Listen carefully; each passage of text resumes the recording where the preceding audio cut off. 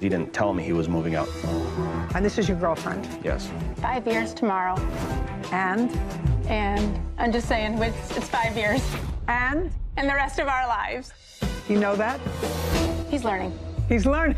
Terrific. This is Judy Justice.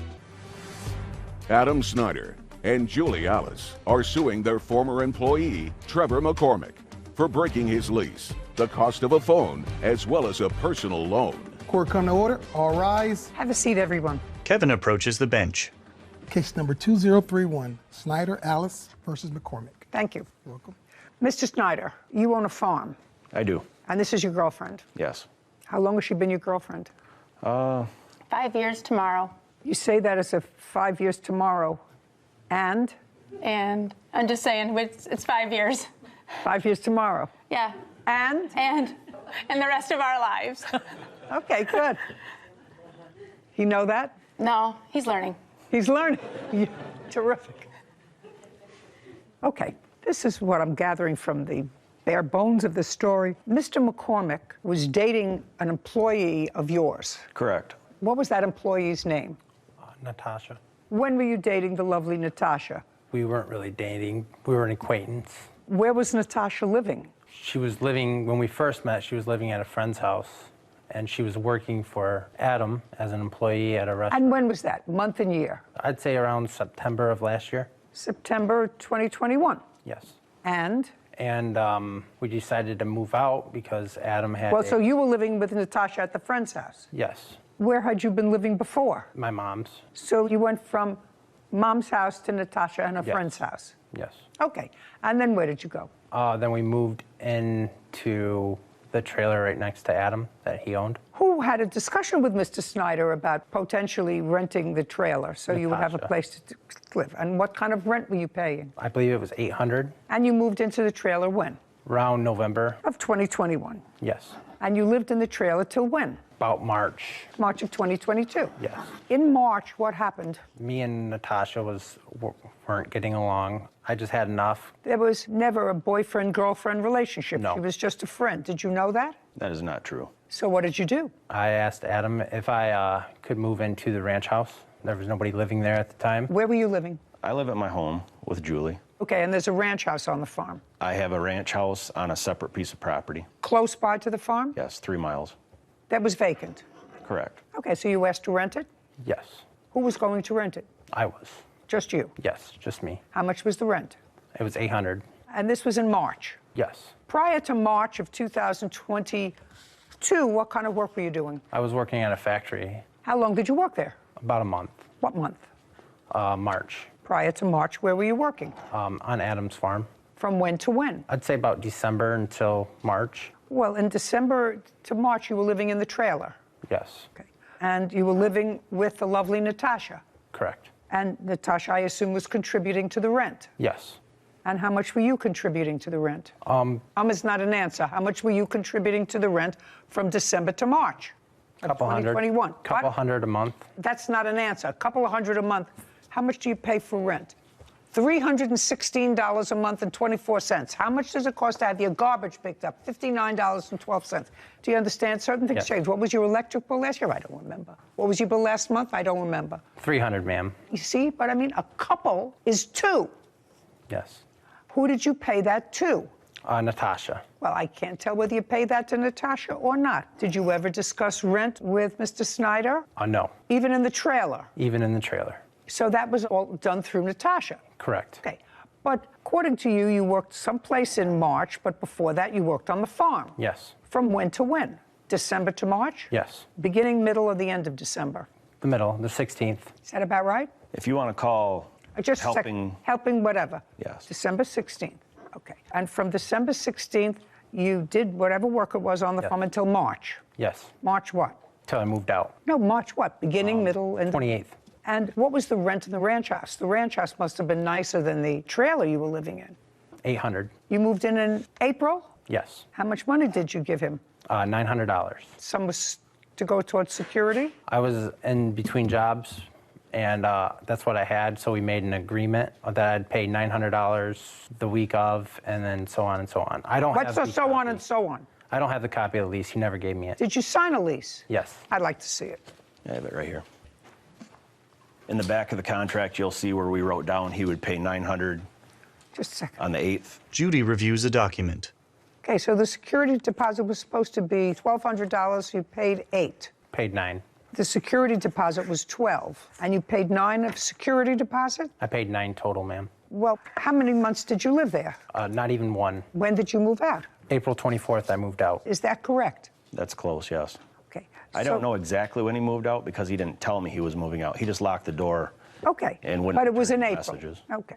And you had $900. He paid $900, And the rent on the property was supposed to be $800 per month. $800 monthly. Yes, So right now, you've been paid for the month that he lived there. correct.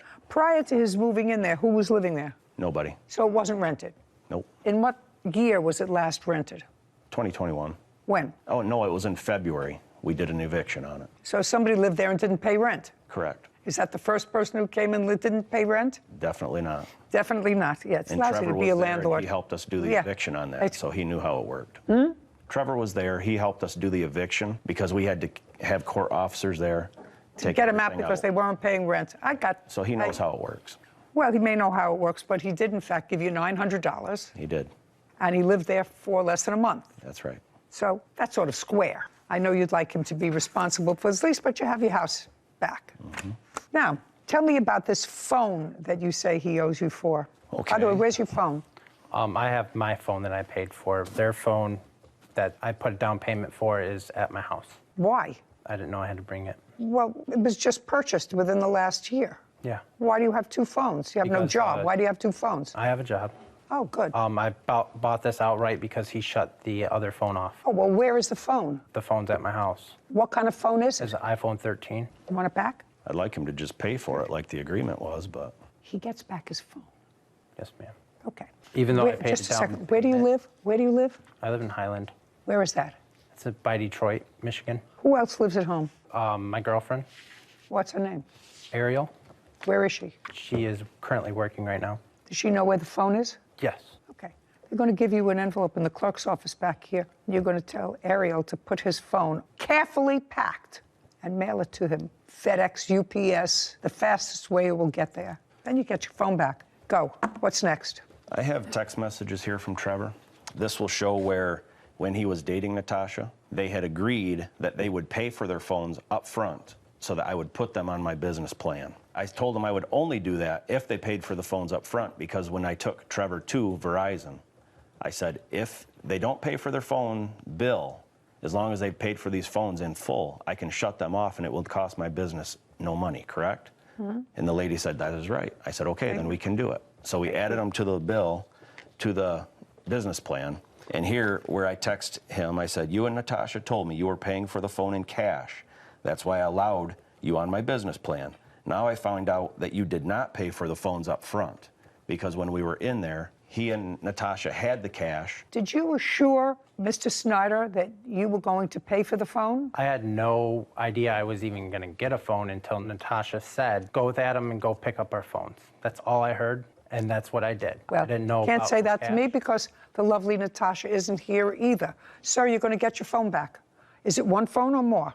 We recovered the second one from Well, you're going to recover this one too. You recovered the second one. Yeah. Second one was Natasha's? Correct. Great, we're going to recover this one too.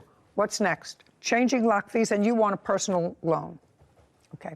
So once he moved out, according to you, he moved out totally, and you didn't even know he moved out, so I don't know why the locks were changed. The lock did not need changed.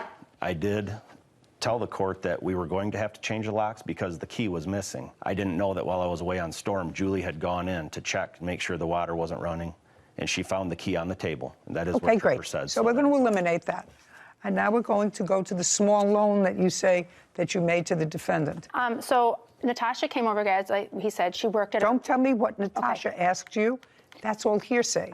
I need to know what conversations you had with the defendant. Okay, but she came over. But you can't tell me what she said, you see. Okay.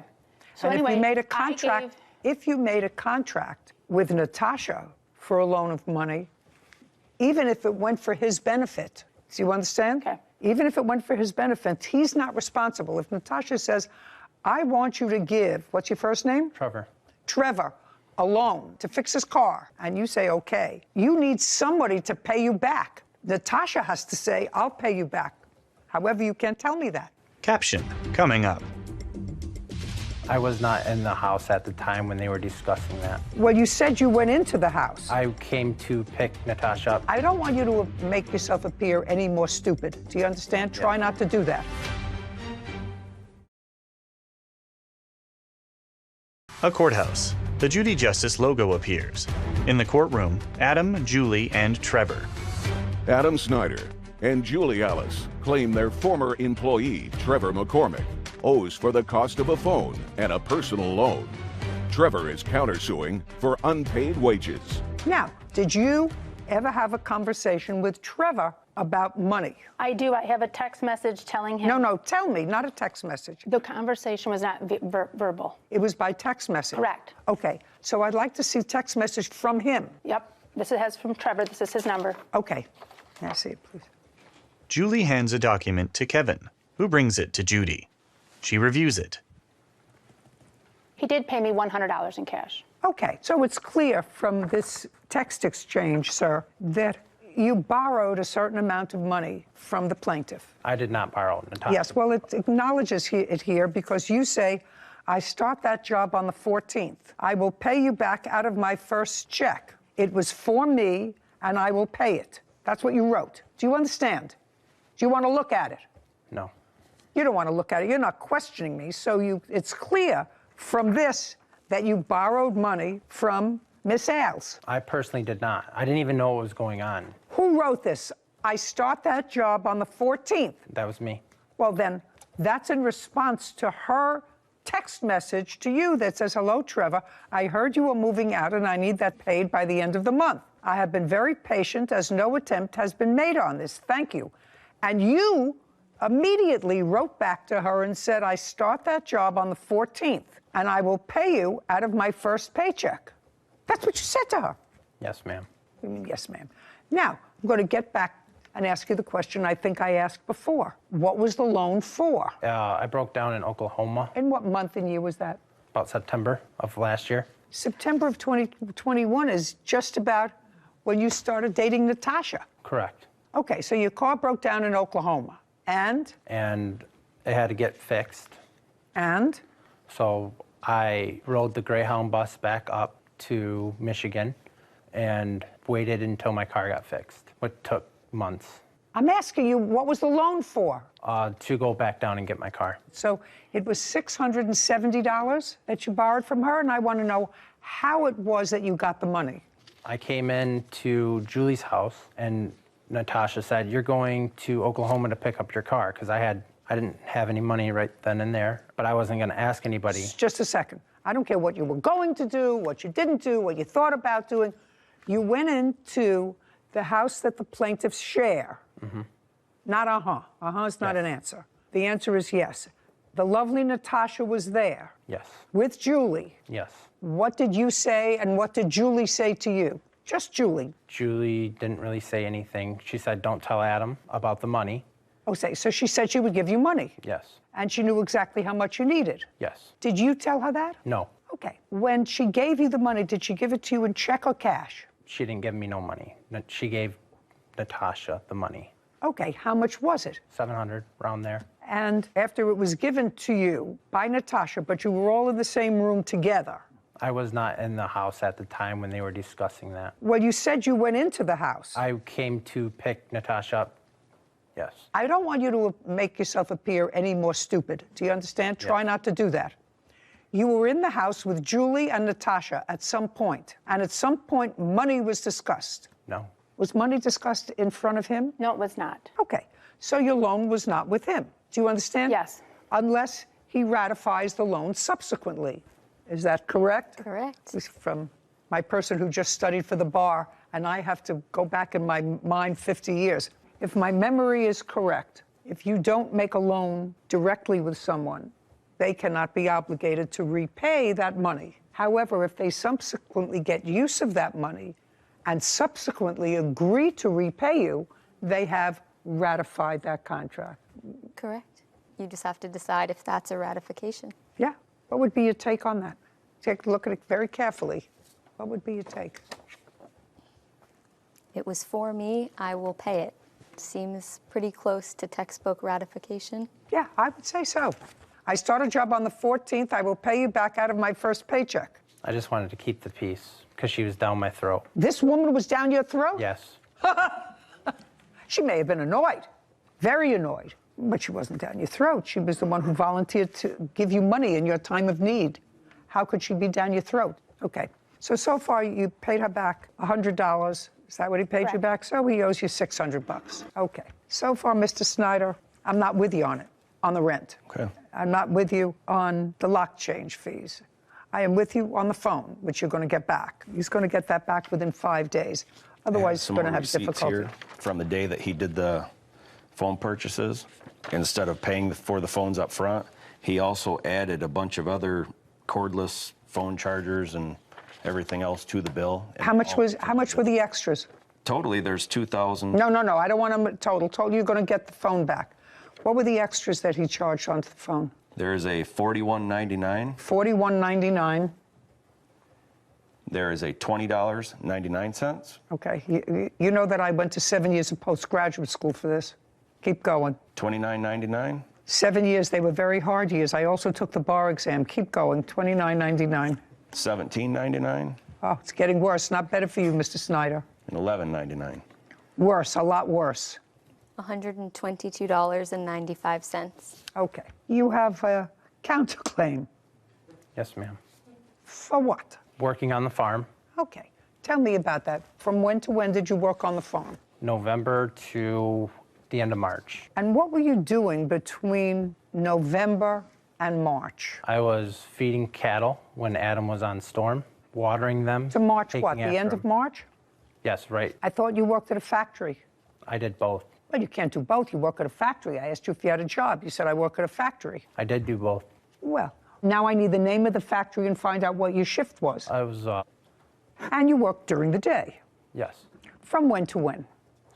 From Time. 6 to 6. Well, I had, just a second. Mr. McCormick, if you work from 6 a.m. to 6 p.m., it is not possible to work a full-time job for the plaintiff as well. I had a schedule of three on, 2 off. Okay. We're making it up as we're going along. Trevor smirks. Caption coming up. Did you have a financial arrangement with him for putting out these bales of hay? We never did. Although he did get paid for everything he did until the last day that he worked for me, where we were tearing apart a building. That's Oh, incorrect. just don't speak. Judy raises her eyebrows at Trevor. A courthouse. The Judy Justice logo appears. In the courtroom, Adam, Julie, and Trevor. Adam Snyder and Julie Alice have accused their former employee, Trevor McCormick, of refusing to pay the cost of a phone and the balance of a loan. Trevor claims he was not paid for the work he did on their farm. Now, did he work for you? It would be very minimal. He would put hay bales out, which would take 10 He would minutes. put what? Hay bales out for the cattle. Hay bales. Yes. At approximately what time of day? Because I'm not getting... He could come and do it when he got home from work. Okay. And did you have a financial arrangement with him for putting out these bales of hay? We never did. Okay. Is there any reason why you never did? Because he didn't do it very often, and he said he was just happy to help, although he did get paid for everything he did until the last day that he worked for me, where we were tearing apart a building. So he got paid when he worked for you? He did. That's Oh, incorrect. just don't speak. From when to when? When he helped me, it was very minimal. It would be... No, I'm not Yes, talking about the hay. You said he did, in fact, work for me. He did. I want to know, but not on the farm. He worked someplace else. He helped on another piece of farmland that I have. Okay. Where a barn had fallen down. We were tearing the steel off, and he worked 3 hours that morning. 3 hours what morning? The last day that he was there, it would have been So that's in March. early, I would say the second week of March. Okay. When was the first time he worked there? I would say probably in January. And he was working at this other plant from 6 to 6 in March, Correct. according to him. So he did some work for you in the first month, which was January. Yeah, if he helped me, it might be 1 day a week. Fine, I just want to know if he got paid for it. That's what he's... Yes, he We did. can't do May something. How much did you pay him? It would depend on how much he worked. One day I gave him $300 for helping me for a day and a half on another demolition job I did. And you paid him in cash? Correct. Okay. That was for the demolition job. That wasn't for the farm. It doesn't make any difference, sir. If you have a full-time job and you're working part-time someplace else and you say he paid you, He did not pay me. well, you say he didn't pay you for the farm. What he's saying is he had a job with me. He was a demolition job for which he got paid, which you do not deny. Is that right? I'm not. You just said that's not what I asked you. He paid you for the job that you did part-time for him Yes, in he paid me for demolition. that job, yes.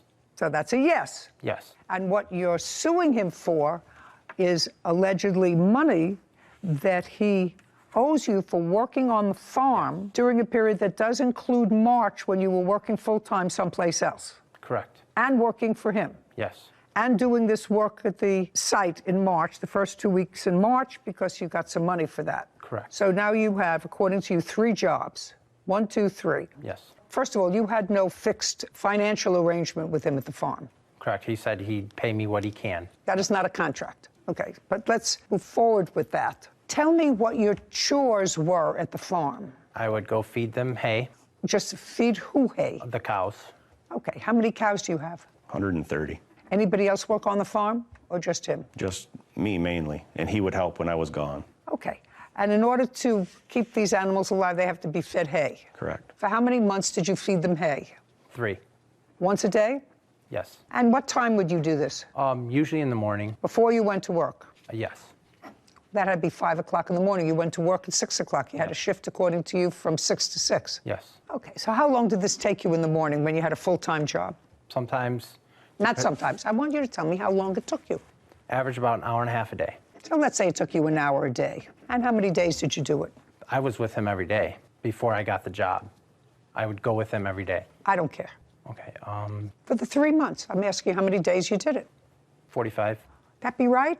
In the 3 months, maybe 45 days? How many days did he No. put out hay? If Trevor fed the cattle 12 days the whole time by himself, I'd be surprised. And I helped him because I was there. You did not help me when Just he a was second. gone. Yes. You helped him with the bales Yes, of I hay? helped him because we also had another hired hand that would help me too. So I was rotating between both of them. Okay, so let's say he worked 20 hours. Did you pay him any extra money for this work? No, not for feeding cattle. Not feeding cattle. And you didn't have any arrangement with him whereby he would work on the farm and he would get something off his rent? No. Okay, so he has to be paid for that. Sarah Rose, would you look up and see if there's a minimum wage in Michigan? What's the federal minimum wage? I don't know anymore. $15. So the minimum wage is now $15 an hour. That's federal. Yes, ma'am. 15 times 20. $300. Okay, so, Mr. Snyder, let's start with you. You are going to get your phone back within 5 days. On your cross-claim against Mr. Snyder, I am awarding you $300 on your counterclaim. That is for the work that you did on the farm. However, we are holding that check until he gets his phone back in good condition. Yes. Do you understand? Otherwise, you forfeit that money Yes, ma'am. to him. Do you understand? Yes. With regard to the co-plaintiff, I find that you did, in fact, take a loan from her, that you initially did it through a third party, but that you ratified the fact that you would make payments on the loan by 2 things. First, by acknowledging it in writing, and second, by making a payment. So I'm awarding you $600 on your claim. Those are the orders of the court. Thank you. This court is adjourned. Outside the courtroom, Trevor, then Adam and Julie. I think they're scam artists. We came here to try to teach him a lesson that when he enters into contract with somebody, the contract is a contract. They're greedy. They want money. They need money. For being greedy, we did a lot to help this guy out. By doing pretty much anything they asked. Well, we've decided we're not helping people out anymore. They're on their own. Sarah and Judy. It's funny because if he didn't send those text messages ratifying the contract that someone else had made on his behalf, he could have gotten away That's without any responsibility. But when someone makes a agreement on your behalf and you then later either pay for it or admit responsibility that you know you owe it, then you've ratified it and you're held to that, even if you didn't make the initial agreement. See, and then the right thing happened. Yeah, it And did. the right thing happened. It did. So that's good. That's Taking all good. accountability. Yeah. Title, Judy Justice. Want justice? Go to judyjustice.tv. Did you ever move into the apartment? Never. But you would continue to pay the rent. Correct. I found out that the rent hadn't been paid, so that was a surprise. He's responsible for that rent money no matter what. You lived there alone. And he was paying the rent. Yes. This is Judy Justice. Emmett Moss is suing his former friend, Nadine Drury, for unpaid loans. Court come to order. All rise. Judy enters. Be seated, everybody. Kevin. Hello, Judge. How are you, Kevin? Case number 2015, Moss versus Jury. Thank you. You're welcome. Mr. Moss, prior to leasing an apartment with the defendant, had you known each other? Sort of. Tell me a sort of. So we met one time about a year prior. We have mutual friends, one of which had asked me to get ordained to marry her and her husband. So I flew in town to do that, and Nadine was there at their house when I flew in. We saw each other for a few minutes, and that's actually the only time we've ever met in person. And there came a time when you were looking for an apartment where? I was looking for an apartment in the Salt Lake area. And where had you been living? In Seattle. And where were you living, Miss Drury? In Salt Lake City. You were looking to move? Yes. So other than that one-time meeting when you were officiating at a mutual friend's wedding, you hadn't met before, but somebody suggested that you were looking for an apartment, you were looking for a new apartment, and perhaps you could rent an apartment together. Yes, that's Fair correct, statement? in fact. Yes, Your Honor. And in what month and year did that happen? It would have been in October of 2020 that this arrangement sort of came to be like, hey, maybe you should see if Nadine... Okay, but you did, in fact, sign a lease together. Who found the apartment? Nadine did. You did. Prior to signing the lease, Mr. Moss, had you seen the apartment? No. No is the answer. Did you ever see the apartment, other than videos or photographs of it? No, I never saw Prior the to apartment. signing the lease? Correct. Also correct. Correct. On what date was the lease signed? On the 7th of November of 2020. The rent on the apartment was how much? It was $585 a month each.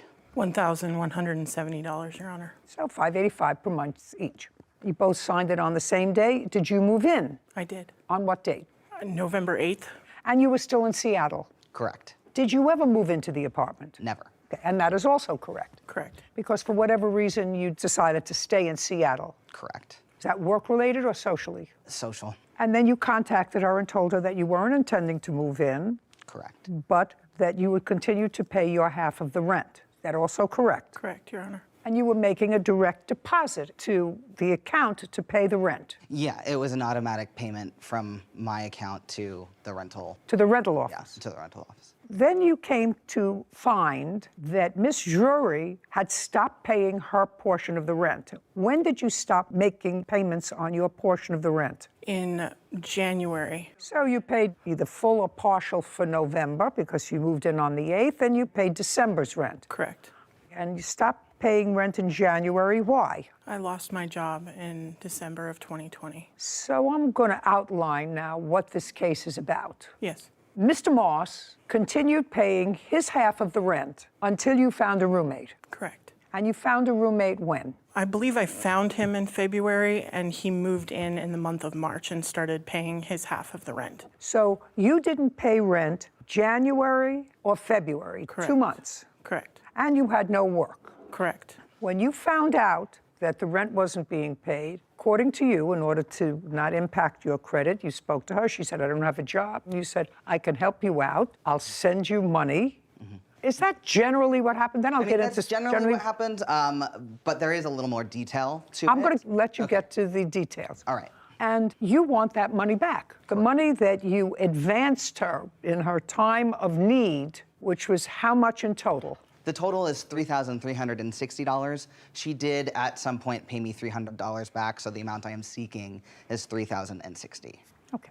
Are those figures accurate? Yes. And he gave you that money, not because you were good friends, because you were a relative. He had met you one time. Right. And he had, in fact, said to you, I will continue to pay my rent, even though I know you from hole in the wall. I will continue because I signed this lease until you find someone to get me off the lease. That's correct, Your Honor. And your defense, it seems to me, to this action is that he was really trying to scam the government by depleting his bank account so he could collect food stamps or whatever.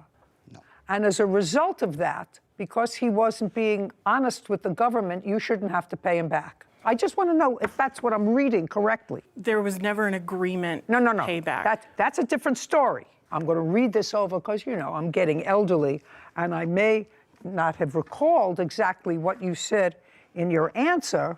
Judy looks down at a document. It doesn't say that here. It says several months later, it's after you found a new roommate, Emmett randomly reached out to me saying that I owed him money and demanded that I take out a personal loan to pay it. I refused. Emmett has some nerve. Not only did he break the lease, well, what difference does that make to you? He still was paying his half of the rent. So now you had a whole apartment by yourself and he was paying the rent, right? So why does he have some nerve? But he took advantage of me and used me to scam the system. So that's what I understand your defense is. It is. I have video evidence, Your Honor. Video of what? Of Emmett. Of Emmett what? Of Emmett explaining why he was trying to get on assistance and how he was like, it's fine for you to pay rent with this money because I'm trying to empty my bank account so that I can get on food stamps. It is true. Okay, just a second. Just a second. Let's say that's true. He's going. I'm just trying to. Shh. Caption coming up. I furnished the down payment for the car. Okay, so you bought 2 cars. No, just one. I personally didn't have a vehicle at the time. Oh, you know, I'm not believing you, sir. I'm really not buying this whole story.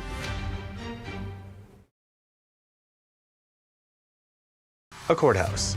The Judy Justice logo appears. In the courtroom, Emmett and Nadine. Emmett Moss claims his former friend, Nadine Drury, owes for unpaid loans. Nadine says Emmett broke the lease they were both on. I'm just trying to get your mindset. You know, I hate people who scam the system. But you got this money from him. And your defense is that he was trying to scam somebody else, so you shouldn't really have to pay him back, even though it was his money. It was his money. It was his money that he took out of his bank and gave to you. Right. For no reason. That I never agreed to pay back for a lease that he was legally on. He's responsible for that rent money no matter what. You mean so you get to live there free? No, Well, just a second. So you get to live there free. If he paid for it for the months that you didn't, you got to live there free. He wasn't even living there. It's not as if he was living there and you didn't get to live there free. You lived there alone. And he was paying the rent. Yes. Well, why do you think you're not responsible for that once you get back on your feet? We never talked about a repayment. No. That's not. Okay.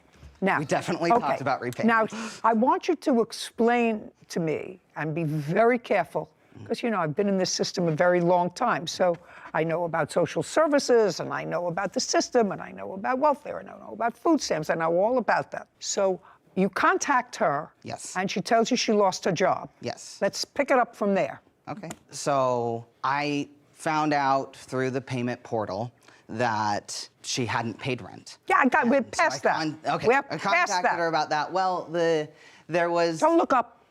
Apologies. I sent her money that night. No. You contacted the portal, and then you had to have had a conversation with her. Right. If you tell the truth, you don't have to have a good memory. Let's start with you contacted the portal, and you found out she hadn't been paying her rent. That was in January. Correct. January the 2nd. And January, she hadn't paid rent, and you called her, and she said to you... She said to me that she didn't have money to pay, which I was aware of because she had previously told me that she I was aware that she had lost her job.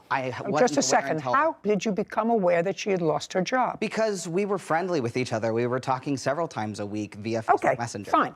You knew that she lost her job. Yes. And I assume you knew if she lost her job, and you were speaking several times a week. Let's be very careful. This isn't just calling the pay portal and finding out that this stranger who you met once wasn't paying her rent. You were speaking, and you knew that she had fallen on difficult times. And? I did. I didn't... Don't go up here. Right here. I didn't know that she wasn't going to pay rent on time. No, just a second. You didn't know what? On the 2nd was when I found out that the rent hadn't been paid. On the 2nd of January? The 2nd of January. Just look at me. On the 2nd of January, you found out the rent hadn't been paid. What did you do? So I called Nadine to ask about it, and you told me that she didn't have the money. And so I said, okay, I have these extra funds because I, at the time, was also unemployed. I had been taking payments, unemployment payments, and then the COVID payment. And what? the extra payments for COVID on top of unemployment because this was 2020. Welcome to Inflation 101. Right. So all of my payments had been late and had come in a lump sum. So that is why I had Okay. extra So your money. unemployment and your COVID funds Yes. came in one lump sum. Correct. And I want you to think very, very carefully. And you're living where, sir? Seattle. With whom? At the time, I was seeking a roommate. No. Where were you living? So I was living in Seattle. In Seattle with whom? No one. By yourself? Yes. Technically, someone was paying rent because they had moved out. No, you're looking up at the sky. Sorry. Don't look up at the sky. So somebody had moved out of their apartment, Yeah. which had been prepaid in rent. Yes. So you were living there rent-free. No. This was my apartment that I lived in for 3 years. And someone else had moved in and then moved out. And they broke the lease, not me. They broke the lease, but they paid the rent. Correct. They paid their half. I was still paying my half of rent. I never defaulted on my rental payments in Seattle ever. And they were still paying theirs. Yes, so we were both each paying our respective parts of the rent. And I was paying rent in Utah. And you were paying rent where the defendant was living. Okay. So I want you to think very carefully. When you got your unemployment and your extra COVID money in a lump sum, how much did you get? What? No, don't look over there. You know exactly how much you got. Yeah, You don't have to think about it. Just give me a number. $10,000. Well, that should last you for a little bit. And you got $10,000 on what date? I don't remember. Month. It would have been in November. Okay, so now she's run out of funds, and you say to her, go ahead. By the time we get to January, I do not have $10,000. I have much less because of other circumstances. Like what? Like needing to purchase a car for the girlfriend that I stayed in town. A car? Yes. What else? Rental payments. That's it. Nothing. You bought your girlfriend a car. I did.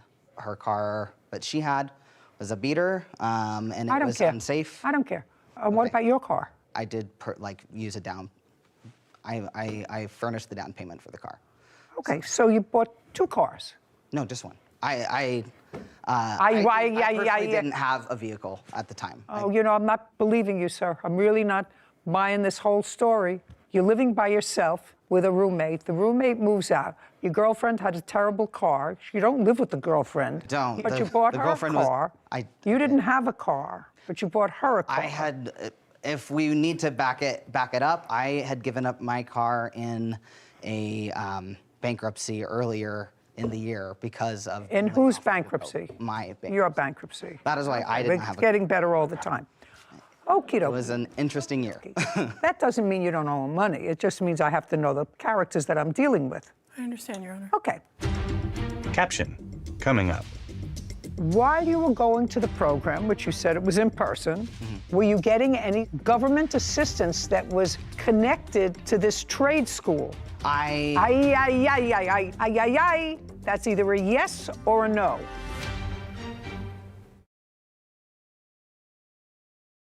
A courthouse. The Judy Justice logo appears.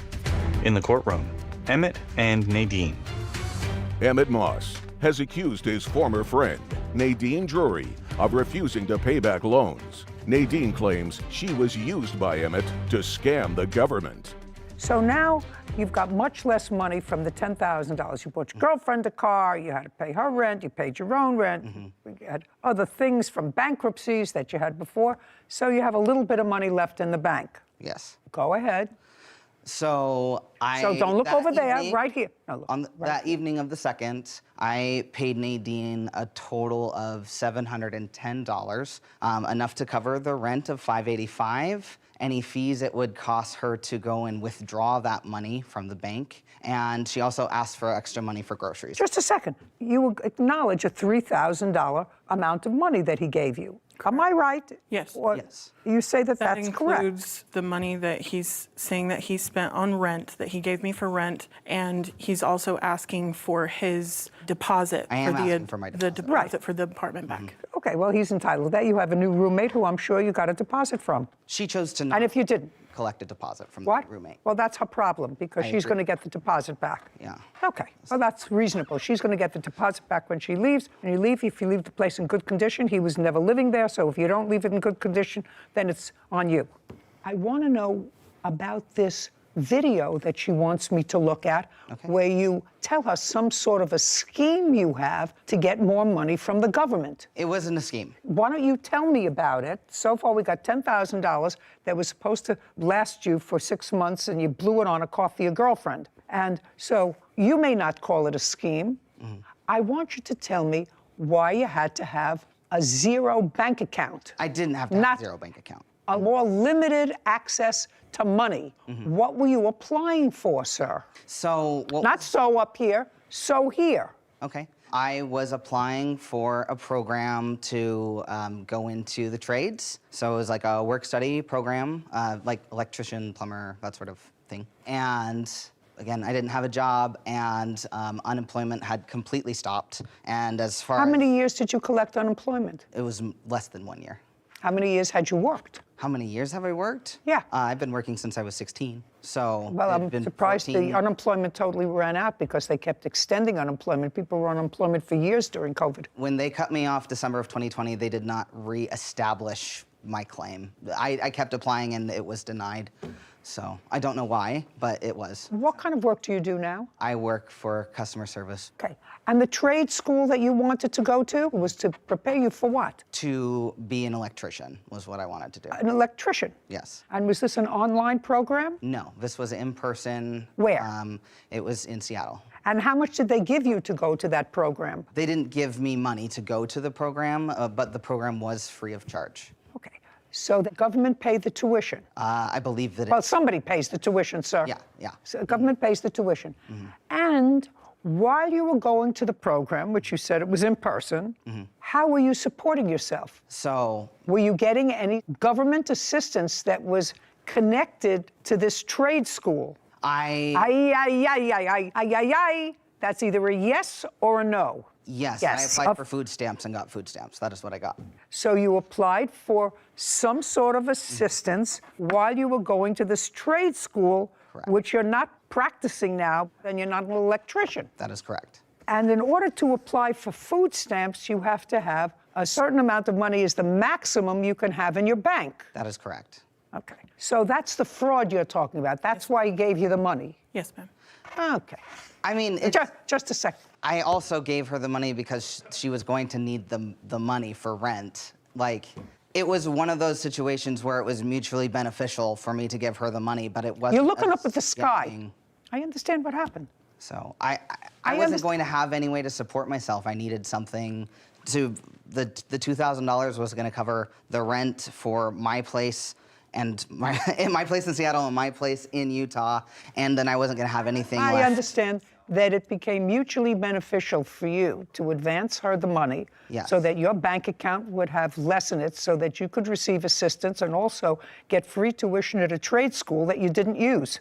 My intention was to use it, and I changed my decision later. That's Do you think the trade school charged the government once you enrolled in it? yes.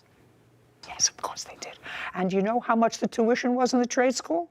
Yes, you have to know. $1,500. No, it was free to you, but it wasn't free to the government. Right, The government yeah, pays $1,500 was what I was made to understand. baloney.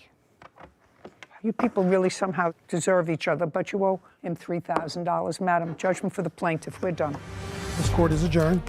I'm a little bit shocked to be made out as a government scammer. I mean, I lost my job and I wasn't able, and he bailed on the lease that he signed. Because that wasn't ever my intentions. I mean, I was alone. I had lost my job. I just didn't have any support. Definitely careful about getting money from the government. Just glad it's done. Glad I don't ever have to see him again. Haven't had to do that since this whole situation, and I intend to keep it that way. Sarah and Judy. You know, it's so unfortunate because that plaintiff looked like an intelligent enough man, able-bodied, seemingly, and he spent a lot of time, effort, brain power into bankruptcy proceedings, trade schools that would be paid for by the government, applying for food stamps, knowing what the threshold for food stamps is so that he had to get rid of a certain amount of money. That seems like a lot of time and effort that could have been better spent gaining legitimate employment or skills at a trade school legitimately. And it's just unfortunate that some people decide to take the path that I view as more difficult in searching for ways to get free money. Really unsatisfying. Yeah. If you think about it, unsatisfying. Maybe going forward, he'll take a different path. Maybe, I doubt it. Title: Judy Justice. Want justice? Go to judyjustice.tv. I just heard a big bang. A scooter hits a car. And that is where you hit him. That's where he hit me with his car. No, he can't hit you sideways, sir. Now, whosever fault this was, cars don't go sideways, they go front. Let's be serious, I don't have all day. This is Judy Justice. Kaloyan Popyanchev is suing fellow motorist Spencer Gilbert for car damage. Court come to order. All rise. Have a seat, please. Hello, Judge. Case number 2084, Popyanchev versus Gilbert. Thank you. You're welcome. Mr. Popyanchev, you were driving in your car, 2008 BMW. That's correct. And that was on the 14th of November of That is correct. last year. Tell me what time of the day this accident happened. It was approximately 3:15 p.m. So daylight hours. Yes. And tell me where you were going. I was going eastbound on Sunset Boulevard in Beverly Hills. I was driving Eastbound on Sunset Boulevard in Beverly Hills. I was driving in the right, so-called slow lane when I tried to make a right turn. where? It's a intersection. The name of the street is Palm Drive. Is that intersection controlled by a light or stop sign? No, there is no stop sign or a light. At that intersection? That is correct. I assume somebody has a video or a photograph of that section that would demonstrate that there is no light. You do. Is there a light or a stop sign at that intersection? No, Your Honor, there's not. Did you put on your signal indicating a right turn? Yes, I did. How far from the corner? I can't state distance, but it was approximately 5 seconds before I reached the intersection. Was there traffic that day? Yes. A lot? Very light. It was Sunday. So far, Mr. Gilbert, is that correct, that there was light traffic on that day? Yes, Your Honor. And you were traveling on a motor something called a Vespa, which is a small... Small scooter, yes, Your Honor. But motorized. Yes, ma'am. And I don't know about these things, does a Vespa have to be registered and have a license plate on it? I do have It's a yours. license plate on the Reddit. Okay, so your Vespa is registered as a motor vehicle, and you have a license plate. Yes, Your Honor. Now tell me what happened, sir. As I proceeded to make a right turn onto Palm Drive, I just heard an airflow. It was a big bang. It was an impact. On your passenger side? On my right passenger side, and I realized that there was a small motorcycle or a moped that hit my vehicle. Hit your side. And you were the person riding that Vespa? Yes, Your Honor. Okay. May I see the damage to your car? Yes. Kaloyan hands a photo to Kevin, who brings it to Judy. Sarah Rose, get me the price of a 2008 BMW 7 Series. Will do. Thanks. Judy reviews a photo of a dented passenger door. What you're talking about is this damage, sir. Is that correct? Yes, front passenger. I see. Yeah. I've just made a circle. Can you see the circle that I've made? Yes, that is correct. Okay. And that is, Mr. Gilbert, where you hit him with your Vespa. It's where he hit me with his car. No, he can't hit you sideways, sir. He sideswiped me. He can't hit you sideways, sir. He can't slide into you. Now, whosever fault this was, I'll try to figure it out. But you hit him because this is the area of impact. Cars don't go sideways, they go front. You have pictures of your Vespa? Yes. I'd like to take a look at them. Your Honor, based on a 100,000-mile BMW 7 Series, between $4,700 and $7,800 is about the range. I just want to know, because I have to see what this kind of, he's suing for $10,000, which is ridiculous. A photo of a scooter in a clump of shrubbery. That doesn't show me much, actually. Okay, so I can't see the front of your Vespa, sir. I assume that the front is the end that's damaged because I see the back. Yeah, the front end was completely just collapsed. A second. So the from front impact. of your Vespa was damaged because that's where you hit him with your Vespa. No, Your The Honor, back that's end incorrect. was not damaged, nor does it look like the sides are damaged. These are the pictures you gave me. The only thing I can't see is the front crushed end. Am I correct that I can't see the front crushed end? Okay. Yes. So now I'm telling you that based upon these photographs, yours and his, you hit his car. Okay, now that's the chart. Whose chart is that? It's from the police report. Great. Now, the police report doesn't show a bike lane there or any other lane.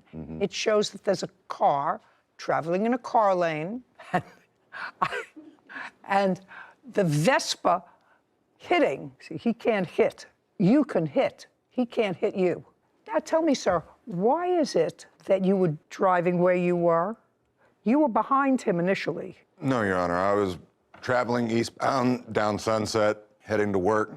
He was right next to me. When we got to Palm, he turned into me, pushed me. I barely was able to keep control of my vehicle. Is what you're telling me that your Vespa was never behind his? Caption coming up.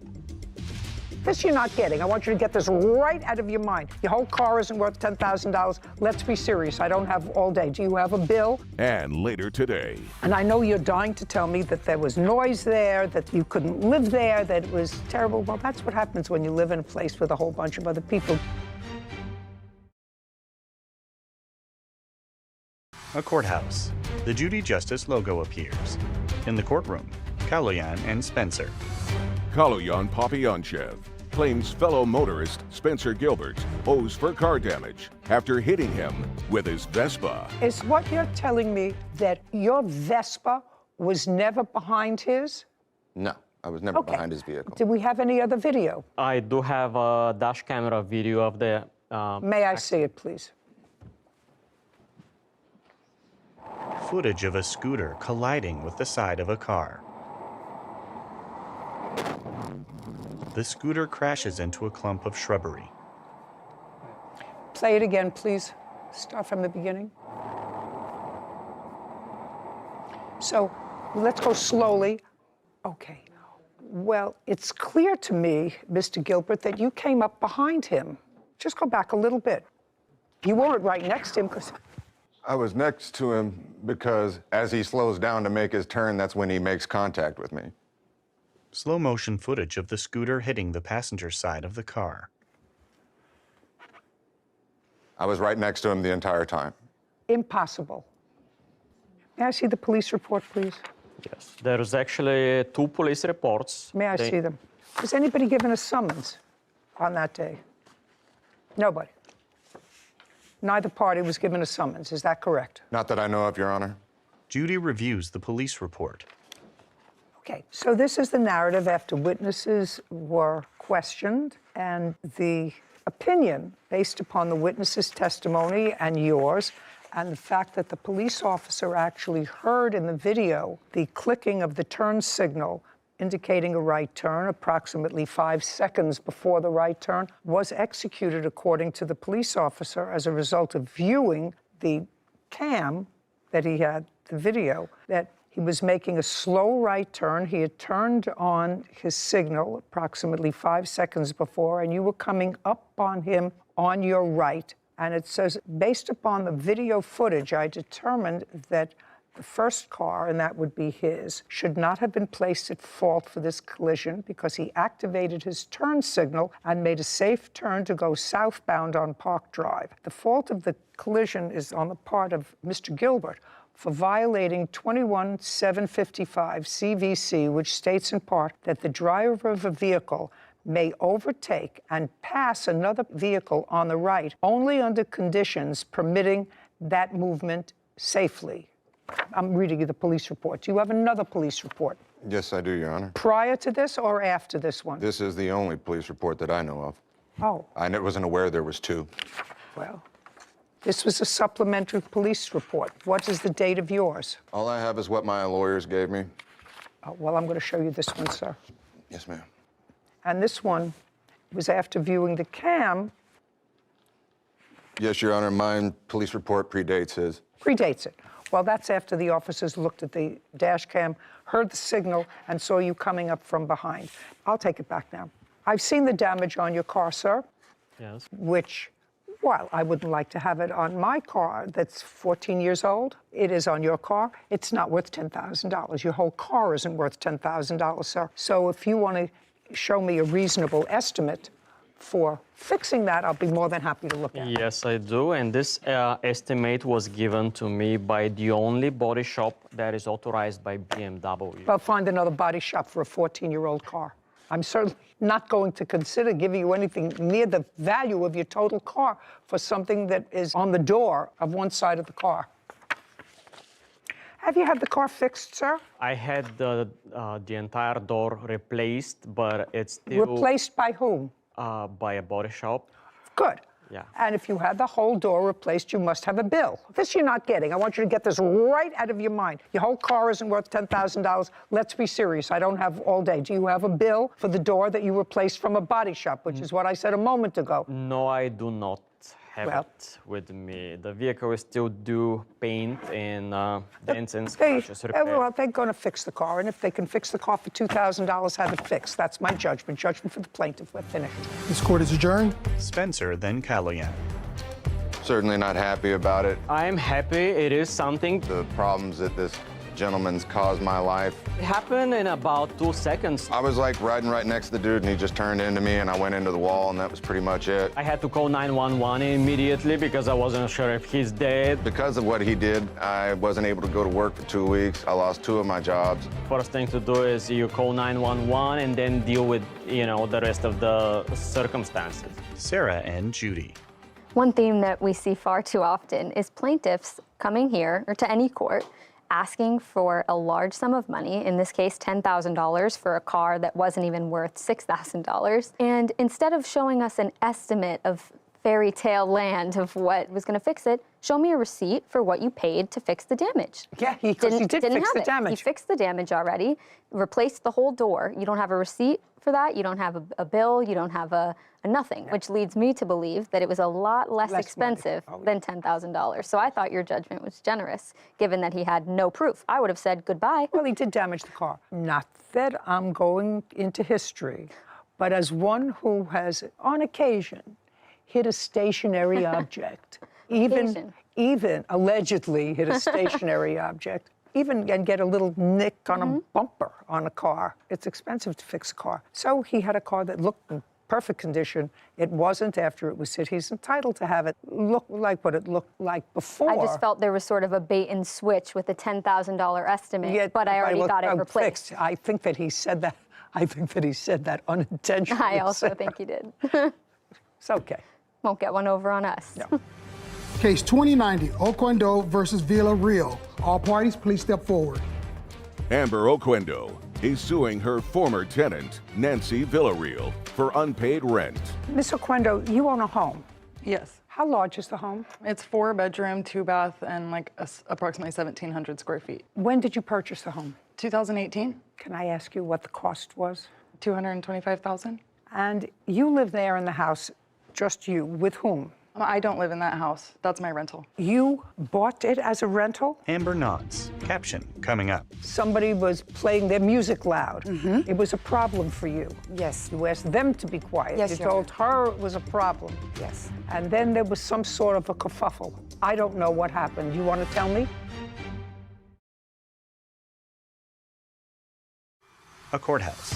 The Judy Justice logo appears. In the courtroom, Amber and Nancy.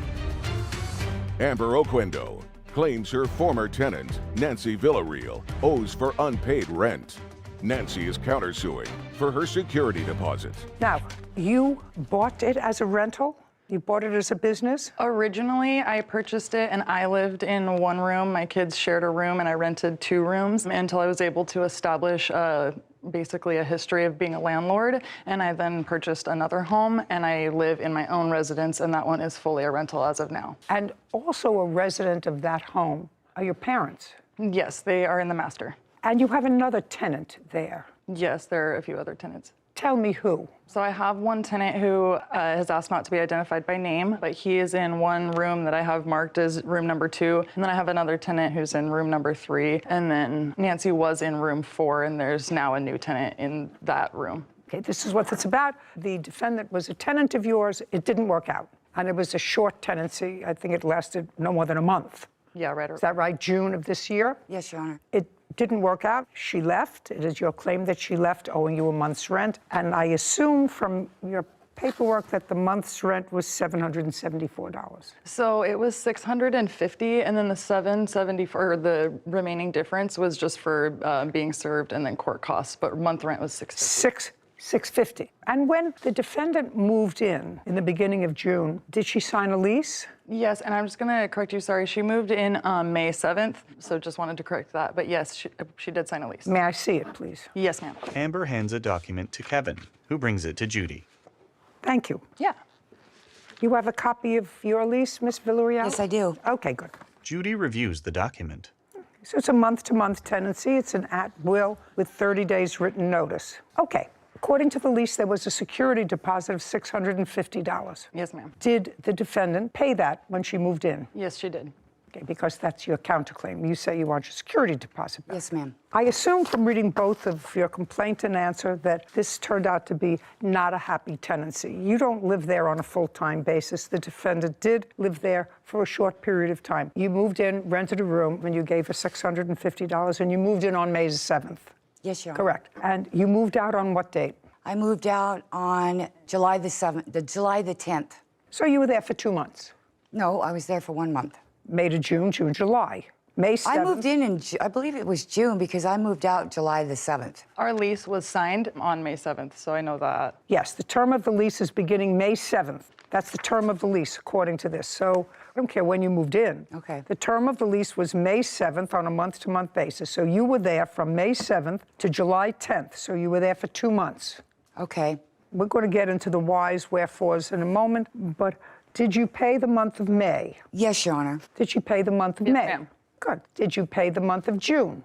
No, Your Honor. Okay. And you lived there until July 7th? No, I actually lived there until... You just told me July 10th, as a matter of fact. Whitney's going to tell me what date you gave as your move-out date. You said it was July 10th. She said, I moved out on July the 10th.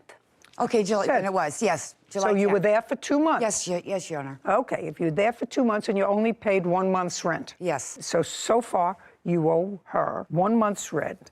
Did you return her security deposit? Yes. Did you receive your security deposit? Yes, Your Honor. How much?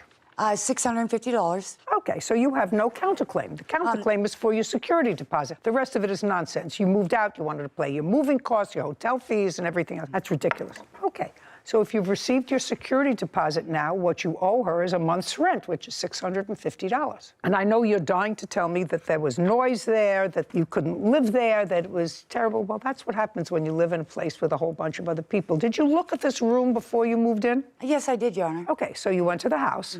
When you went to see the house, Amber was there. She introduced herself as the landlord. That's Yes. what it says here. Yes. And she let you know that she wasn't in the house, that her parents were in the Right. house as tenants, but she wasn't in the house. Yes. And you moved in and somebody was making noise. Somebody was playing their music loud. It was a problem for you. Yes. You asked them to be quiet. Yes, You Your told her it was a problem. Yes. And then there was some sort of a kerfuffle.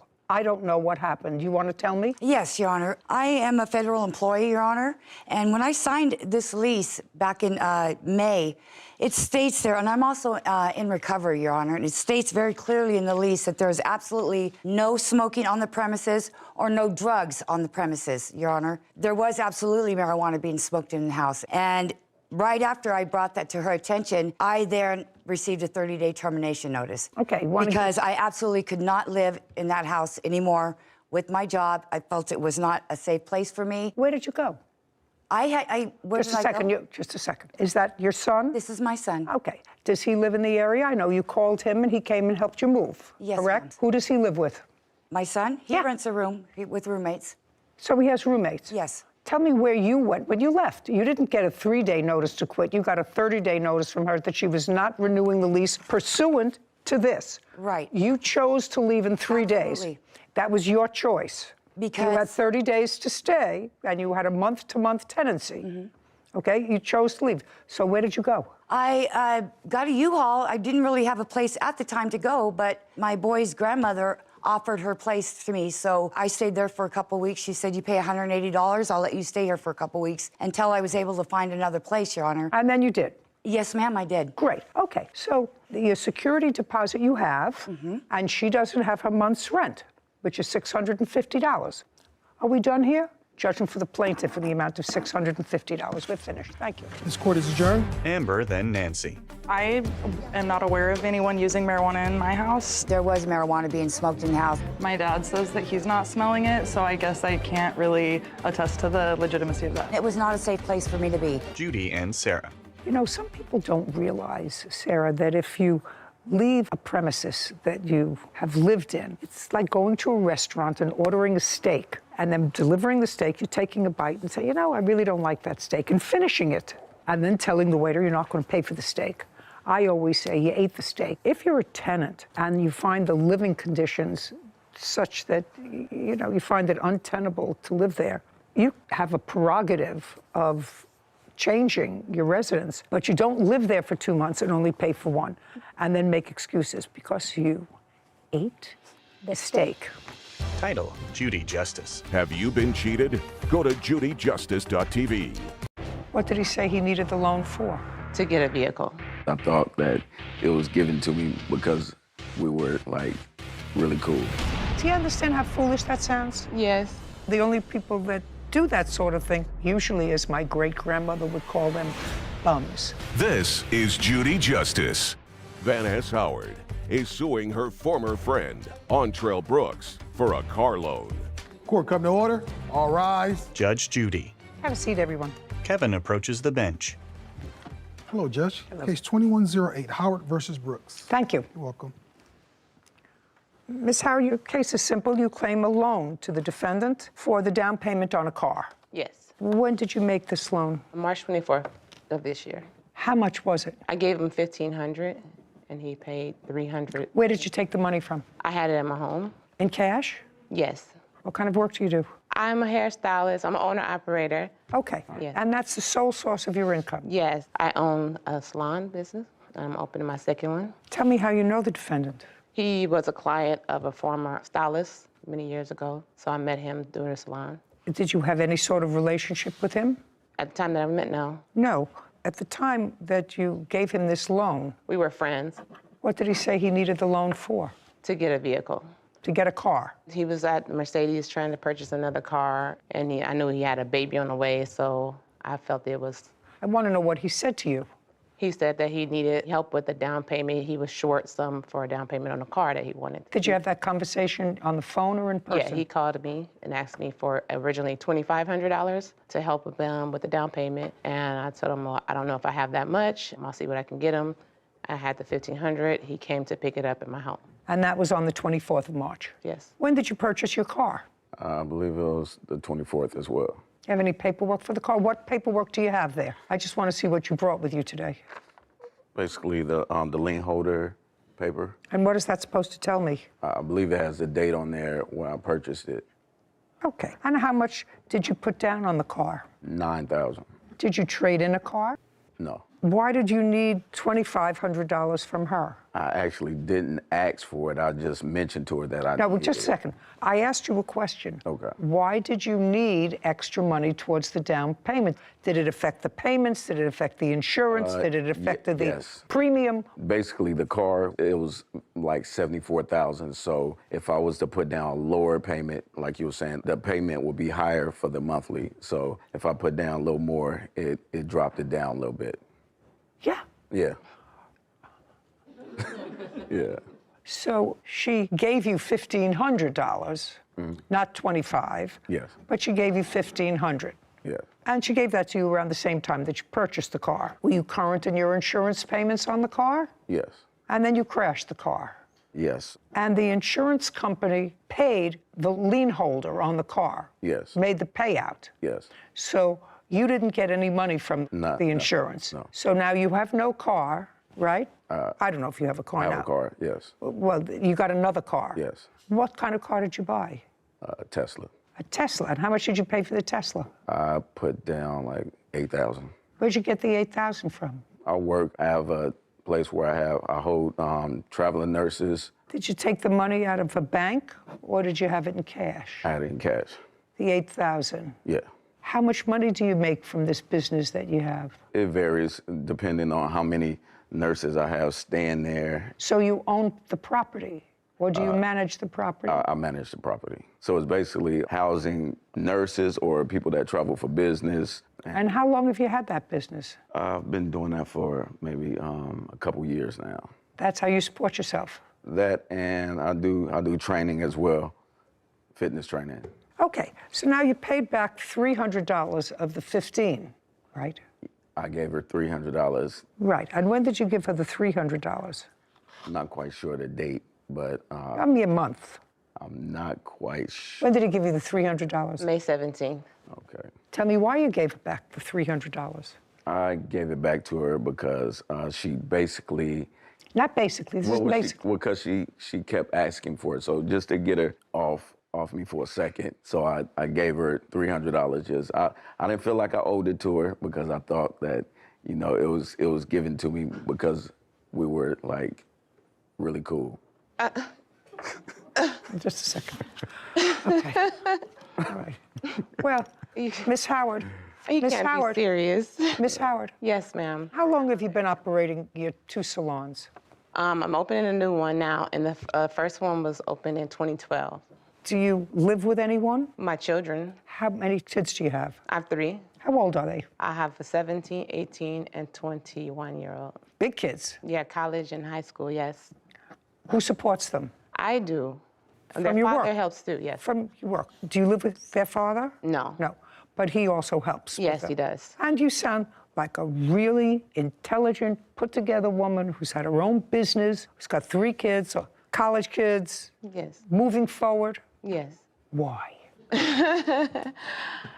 Why do you think, you know, I know that you work, because if you're a hairdresser and that's your source of income, you work really hard. It takes a long time to accumulate $1,500. You know, I'm sure you get some tips and stuff. That's the cash that you keep. Yeah. So you work hard and you've got 3 kids who need money. He wants to buy an uber expensive car and he wants his payments to be lower. So he says to you, not that he needs it. See, he doesn't need it to get a car. He wants it to make his payments lower. That's not how he presented it to me. How did he present it to you? He said he needs help, he needs the money for the down payment, and I knew, he told me that, you know, the situation, his car got taken away or whatever. And his car got what? His previous vehicle was taken from him. From how? I don't know. What kind of a car did you have? Before you bought the BMW? That's what it was. It was a BMW. Oh, and then you bought a Mercedes? Yeah. Okay, so you bought, sorry, I got that confused. You bought the Mercedes using some of her money. Before that, you had a BMW. Yes. Okay, and now you have a Tesla. Do you understand how foolish that sounds? Yes. You don't want to sound foolish. Well, like I said, he's had a baby on the way any day now, and my compassion for the situation, I was like, okay, I'll give you that. And I know he's had a source of income. It's not like I've ever known him not to have an income. So I felt like, okay, he'll do right by me. Of course, he didn't. We see. Do you know how many people stand in exactly that spot and say, you know, I trusted him. He gave me this story, gave me that story. Yes. And what I'm telling you is most of the people standing there, for some reason that has always baffled me, are women. Caption coming up. Any guy who takes money from you to lower his car payment and buys a car for $75,000, the only people that do that sort of thing are untrustworthy. Then you change the contract and you said, not acceptable. You're behind $500 and a late payment will only be acceptable with a current payment. Is there anything about that in your contract? There's not. Okay, so if it's not in your contract, it doesn't exist. A courthouse. The Judy Justice logo appears. In the courtroom, Van Ness and Antrell. Van Ness Howard claims her former friend, Antrell Brooks, owes for a car loan. Most of the people standing there, for some reason that has always baffled me, are women. Yeah. Very rarely do I have guys standing there and say, you know, she asked me for this, and so I knew she had a baby on the way, and I felt sorry for her, so I gave them money. Right. Most of the time, they say goodbye, which is what you should have said. And Absolutely.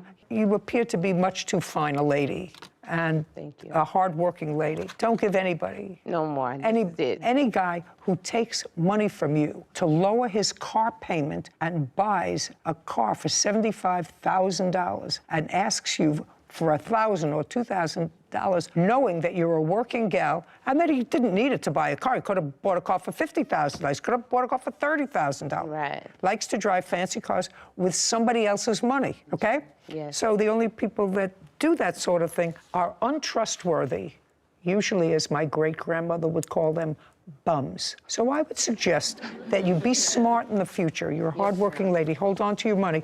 If you want to invest in anything, invest in your children's future. We're done here. Judge complaint. This court is adjourned. Mr. Brooks took my money with no intentions of paying back. I thought it was, she gave it to me. Oh, car crashed, my tires got slashed. I thought it was a gift because she really liked me. Don't let men borrow money. Judy and Sarah. Lovely woman, hardworking woman. She's going to have a chain, as Dolly Parton would say, have a chain. Going to have a second salon. On the other side, you have somebody with zero judgment. He's well-versed in other people's money. Why a perfectly sensible, bright woman would take money that she worked really hard for and give it to somebody that she hardly knows. Women have to be smarter. The women have to be smarter, worry about themselves. Yeah. Case 2113, Pickett versus Glick.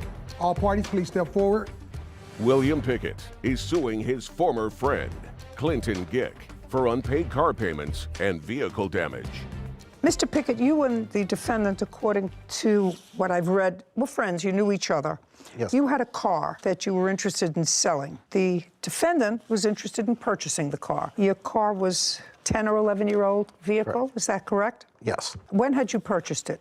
I purchased it about a year or so prior. So you only had the car for a year. You were not an Short original amount of owner. time, yeah. Did you pay cash? I did. How much did you pay for the car? Roughly $10,000, $10,000. No, I want to know. I mean, you came to court today, not a roughly. Today we know the numbers. We're not talking about something that happened 20 years ago, something that happened a year ago. You bought a car a year ago. You paid cash for it, according to you. I want to know how much you paid for it. That's easy. You should have those records. 10,000. Well, now you say 10, right? Yep. Now you say 10. So now I'm going to tell you to go outside and get me the bill of sale for the car. I did not bring that. Why? I didn't think I needed it. How am I supposed to ascertain what you paid for the car, sir? I didn't think about that. Should have thought about it. I thought about it right off the bat. You had the car for 1 year. And when did you sell it to the defendant? 3/18 of 22. For how much? $10,000. Well, then you're a genius businessman, because unless this 10, 11-year-old car, Mr. Pickett, had something really unusual about it, most cars depreciate the moment you drive them out of a lot. You bought this car from a company, which means you paid more for it than if you purchased it through a private person. You understand that? Yes. Of course. So there was clearly a markup. Sarah, take a look at a 2012 Dodge Charger with 148,000 miles. I got it. Between 7,500 and 10,000 for a private party sale. Okay, so as I thought, the value of the car went down from when you bought it, but you sold it to him for $10,000 because he was making payments, I assume, because he was making payments. Did you have a written contract? I did. I'd like to take a look at it. William hands a document to Kevin, who brings it to Judy. She reviews it. Mr. Glick, how did you know each other, sir? We worked together. We'd known each other for about a year, I think, at the time the car was sold. Okay, so the first thing was he traded in something of value, which was he gave you a car. Correct. What kind of car did he give you? A Honda minivan. Did you have the title to that? Yes, I did. Did he turn over the title to you? He did. What did you do with the Honda minivan? I sold it. To whom? Someone off of Facebook Marketplace. Okay, when did you sell it? A few weeks afterwards. How much did you sell it for? How much did you say you sold it for? $1,000, $1,200. Let's get specific. Mr. Pickett, $1,000. I'm not exactly sure what he sold it for, but clearly acknowledges at least $1,000. So this is what the lawsuit is about, and I've read your contract. According to the contract that you have here, you listed the dates, the schedule of payments, and you marked off when he paid and when he didn't. But we're going to go through the dates, and your lawsuit seeks damages to the car, repo fees, the unpaid contract price of the car because you repossessed it and you want him to continue until he's finished paying for it, right? That's what you want. Yes, ma'am. And the defendant has a counterclaim. And his counterclaim, in effect, although he doesn't articulate it in legalese, the basis of his countersuit is that there was never any meaningful breach of the contract and that he tried to make his payments pursuant to the contract and that you repossessed the car without just cause, and he's counterclaiming for the money that he put into the car as equity. That's what your counterclaim is. That's correct? Okay. So far you put in $4,000. According to this, he paid you March of 2022, April. As a matter of fact, he made 2 payments. Correct. Payment schedule was for every 2 weeks. 6/17, he made a partial payment, but made that up on 7/1, so he was up to date. Then you say on the 15th of July, he missed a payment. Did you miss a payment the 15th of July? Yes, I did, Your Honor. Tell me why. At that point, the plaintiff had already threatened to repossess the car several times before I'd ever missed a payment on the car. Because you made a partial payment once in June. Yeah, and also... But then made it up again within 2 weeks. Yes, exactly. Okay, so you had already said to him, you missed payments, I'm going to repossess the car. I didn't threaten to repossess it. No. Yeah, yes. Yeah. Yes. Okay, so you missed a payment on July 15th. Yes, and I informed him when I missed the payment that the reason for missing it, he had just filed for bankruptcy, and with his bankruptcy and the threats to repossess the car, I had decided that I wanted to miss, as it states in the contract, that I could miss 2 consecutive payments before repossession. I wanted to talk to a lawyer and make sure that I wasn't going to be putting even more money into a car that you weren't going to have equity in. Exactly. Okay, so that's why you missed July 15th. Yes, that's okay. correct. And it's the 29th of July, also missed. Yes. So I attempted to give Mr. Pickett a $500 payment on the 29th. He refused to accept that payment, and I have that in text. I'd like to see it. Text messages. I'd like to see it. Do you acknowledge that he attempted to give you a payment on the 29th? Yeah, he attempted to make a partial payment. He attempted to give you $500. Correct. Clinton hands a document to Kevin. And tell me why you didn't accept the $500. He missed the payment on the 15th. I informed him on the 16th that I would not accept a late payment unless it's in conjunction with the current payment. You can't change the contract, sir. You can't change a written contract. Caption, coming up. There was a loan on this car. Yeah, there was a title loan on it. Oh, you didn't tell me that. That adds a different wrinkle to this whole thing because you told me you paid cash for the car, so I assume there was not a problem.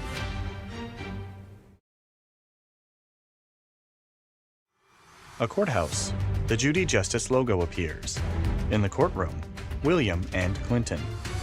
William Pickett claims his former friend, Clinton Gick, owes for car payments and vehicle damage. Clinton is countersuing, claiming William sold the car under false pretenses. No, you had a written contract with him. If you're changing the terms, he has to agree to the terms in writing in the same force and manner of the original contract, which is this in writing signed by both parties. You have a contract here. The contract says he can't miss 2 consecutive payments. He wasn't missing 2 consecutive payments. He missed July 15th, and he tried to give you one on the 29th of July. If you refuse to accept it, he hasn't missed 2 payments. You refuse to accept the second one. Got it? Got it. Kevin brings a document from Clinton to Judy. Okay, well, I see the interchange, Mr. Pickett, and the interchange clearly says you're paying your $1,000 today or returning my car. He says, I'll be giving you my $500 payment that's due today. Then you changed the contract and you said, not acceptable. You're behind $500 and a late payment will only be acceptable with a current payment. Is there anything about that in your contract? There's not. Okay, so if it's not in your contract, it doesn't exist, and you had so far no reason to repossess the car. Did he try to make a payment to you in August? I think one other time between the time I repossessed it. Okay, well, you had no reason to repossess it so far unless he missed 2 consecutive payments or unless he failed to keep insurance. Did he fail to keep insurance? I have never been given proof of insurance. This doesn't require that you Yeah, are I given don't know proof if of it's insurance. or not. This doesn't say you require proof. Did you have insurance on the car? Yes, I did, Your Honor. Through whom? Erie Insurance Agency. Okay. And you have no information to the contrary? I don't.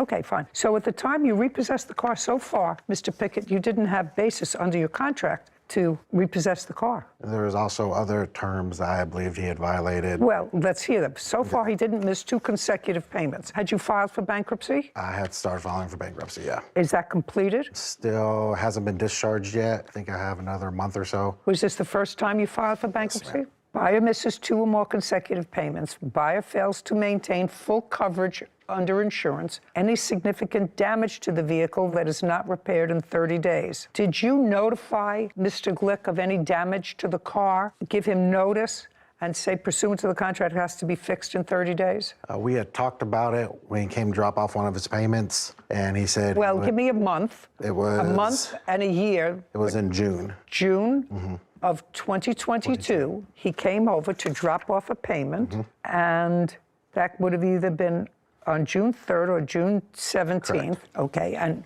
tell me about the conversation. I said, hey, there's a dent in the front now. He said he'll get taken care of. At that point, I didn't really inspect the car because... Well, I don't care what you didn't do. Yeah.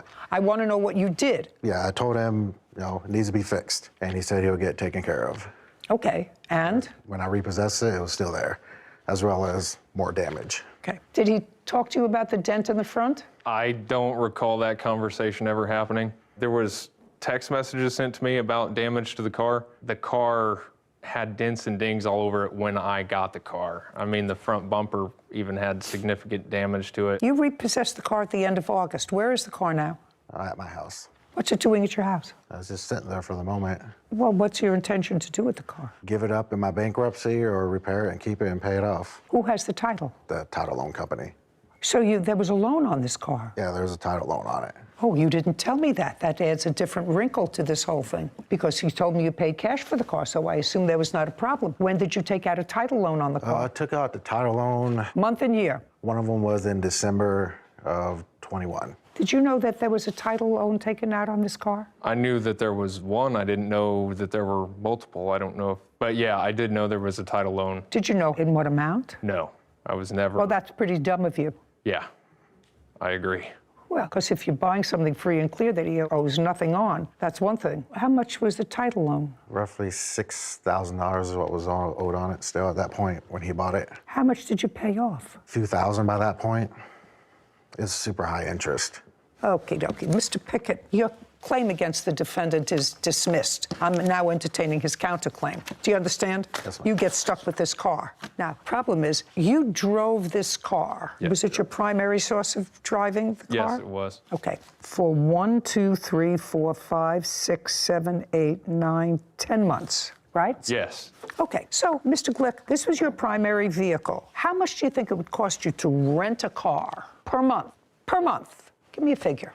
To rent a car per month, I would say $900 a month, probably something like that, $900,000 a month, maybe. Okay, based upon what you told me, it's not so egregious because you had the use of the car for 10 months. I actually don't think that an 11-year-old car would cost that much to rent, $900 a month, considering that you also paid for your own insurance. Correct. And if you rented a car, that the insurance would, of necessity, come with a car. Sarah, could you look up for me best deals on leasing a Dodge Charger? I don't know what that is.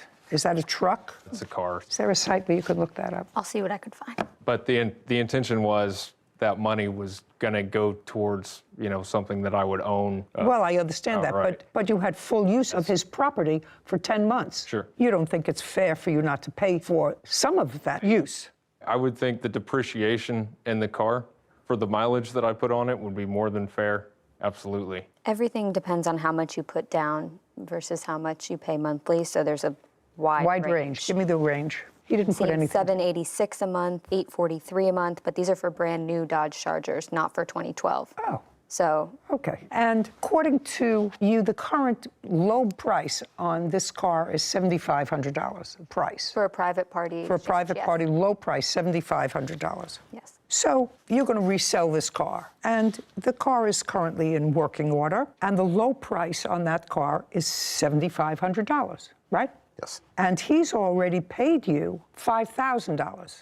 Yes. In order to break even, if you sold that car, all you need is $2,500. Correct. So I think that it's more than fair to give you credit for the $2,500 from what you paid. Okay. You paid $5,000. Half of that seems to be a more than reasonable figure to have full use of his property, and he repossessed the car. I don't think he had any basis to repossess the car, which is why he dismissed his case. And you certainly don't want to get involved with bankruptcies and payments, so you don't want this car back, because getting this car back will be more trouble for you than anything else. Exactly. I absolutely understand that, because then you're dealing with his creditors and whatever. I'm not trusting that whole situation. In any event, I don't think that you paying $2,500 towards the rental of the car over a 10-month period is unreasonable, and then he's whole. Then if he wants to spend money to have the car spruced up before he sells it, well, maybe he can get $8,500 for it, and then he's whole. So now everybody's happy. Judgment on the counterclaim for $2,500. We're finished. Thank you very much. Thank you, Your Honor. This court is adjourned. I'm very happy. Need a car, I had a car. I don't think it was an honest transaction on his part. I'll keep buying and selling. So yeah, I think he was just trying to get a quick payday. Sarah and Judy. So I just want to make sure I have this right. The defendant was paying the plaintiff $1,000 a month towards the vehicle that the plaintiff had a title loan out on, but instead of paying off the title loan so the defendant would have the car free and clear, right, he decided to keep the payments and not pay off the title loan. Correct. Which means that even after he completed the payments, which he was halfway finished with, he could not have gotten clear title. Yeah. Because the title is with the loan company. And he's filed for bankruptcy, so you can't come against him. Slick. Yeah, sticky situation. Yeah. Title, Judy Justice. Want justice? Go to judyjustice.tv. This is your sister. They kidnapped my son. No. No, ma'am. My kid was kidnapped. You took my kid from me. You kidnapped my son no matter what. Just take a breath for a moment. A defendant paces. Okay, I want my son to come home. This is Judy Justice. Mary Favre and Jason Stockton are suing Mary's brother, Michael Manry, for medical bills and personal belongings. Court come to order. All rise. Have a seat, please. Kevin. Hello, Judge. Case 2117, Favre Stockton versus Manry. Thank you, Kevin. Mr. Manry, this is your sister. Correct. And that is her Fiance. And you have a son who is 19. Yes, Your Honor. How many other children do you have? I have 3 altogether. How old? One is almost 30, the other one is 18, and then I got the 19-year-old, which one here. Okay. And your son, who is now 19, is the subject of this case. Who had custody of the children? I got custody of Dakota now. When did you get custody of the children? Only when he was 18 years old. Do you have those papers, sir? Yes, I do. May I see them, please? Michael produces a document, then hands it to Kevin, who brings it to Judy. She reviews it. Okay.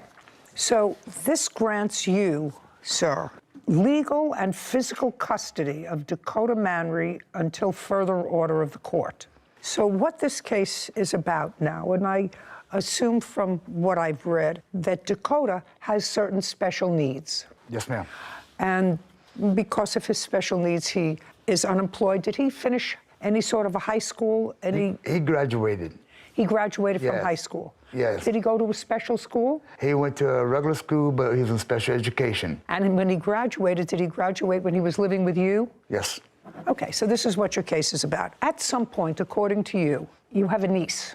And your niece wanted to have Dakota come and stay with her for a couple of days. You were, at the time, according to your answer, sort of in between residences. You were evicted from one place and going someplace else? I was in the process of moving. I got my niece to go with me to, ask her if she'll bring me to go get Dakota by my cousin's house. And she said, sure. Okay. Dakota went to live for a few days, at least, at your niece's house. No, not live there. No, not live there. No, ma'am. Well, he was there overnight. He was over there overnight. How many nights was he there overnight? I think about maybe a week. I was supposed to be Okay. 3 days. So he was there. Yeah. During that time, you, who are his aunt, yes, ma'am, went to your niece's house and you saw Dakota there. Yes, ma'am. And according to you, became concerned because, according to you, it looked like he hadn't showered in a week. He was in dirty clothes. He just looked awful. So you decided to take him to live with you. I asked him, I said, do you want him to the house to stay, a little while, where he can eat and all that, because he looked like he hadn't ate either. Okay. Well, this is what your case is about. You decided to take him, didn't discuss it with his father. During the time he was with you, he had some expenses. You want his father to be responsible for those expenses, and you want his father to return certain of his personal property. That's what the case is about. Yes, ma'am. Okay. First, let me deal with all things legal. I have an order here dated January 21st, 2021, which grants physical and legal custody of Dakota to his father. Do you have any subsequent order granting you custody or guardianship, is my question. I have power of attorney. That is not the same thing. Can I see what they have? Power of attorney when I didn't give a permission. I got custody. Jason hands a document to Kevin, who brings it to Judy. She reviews it.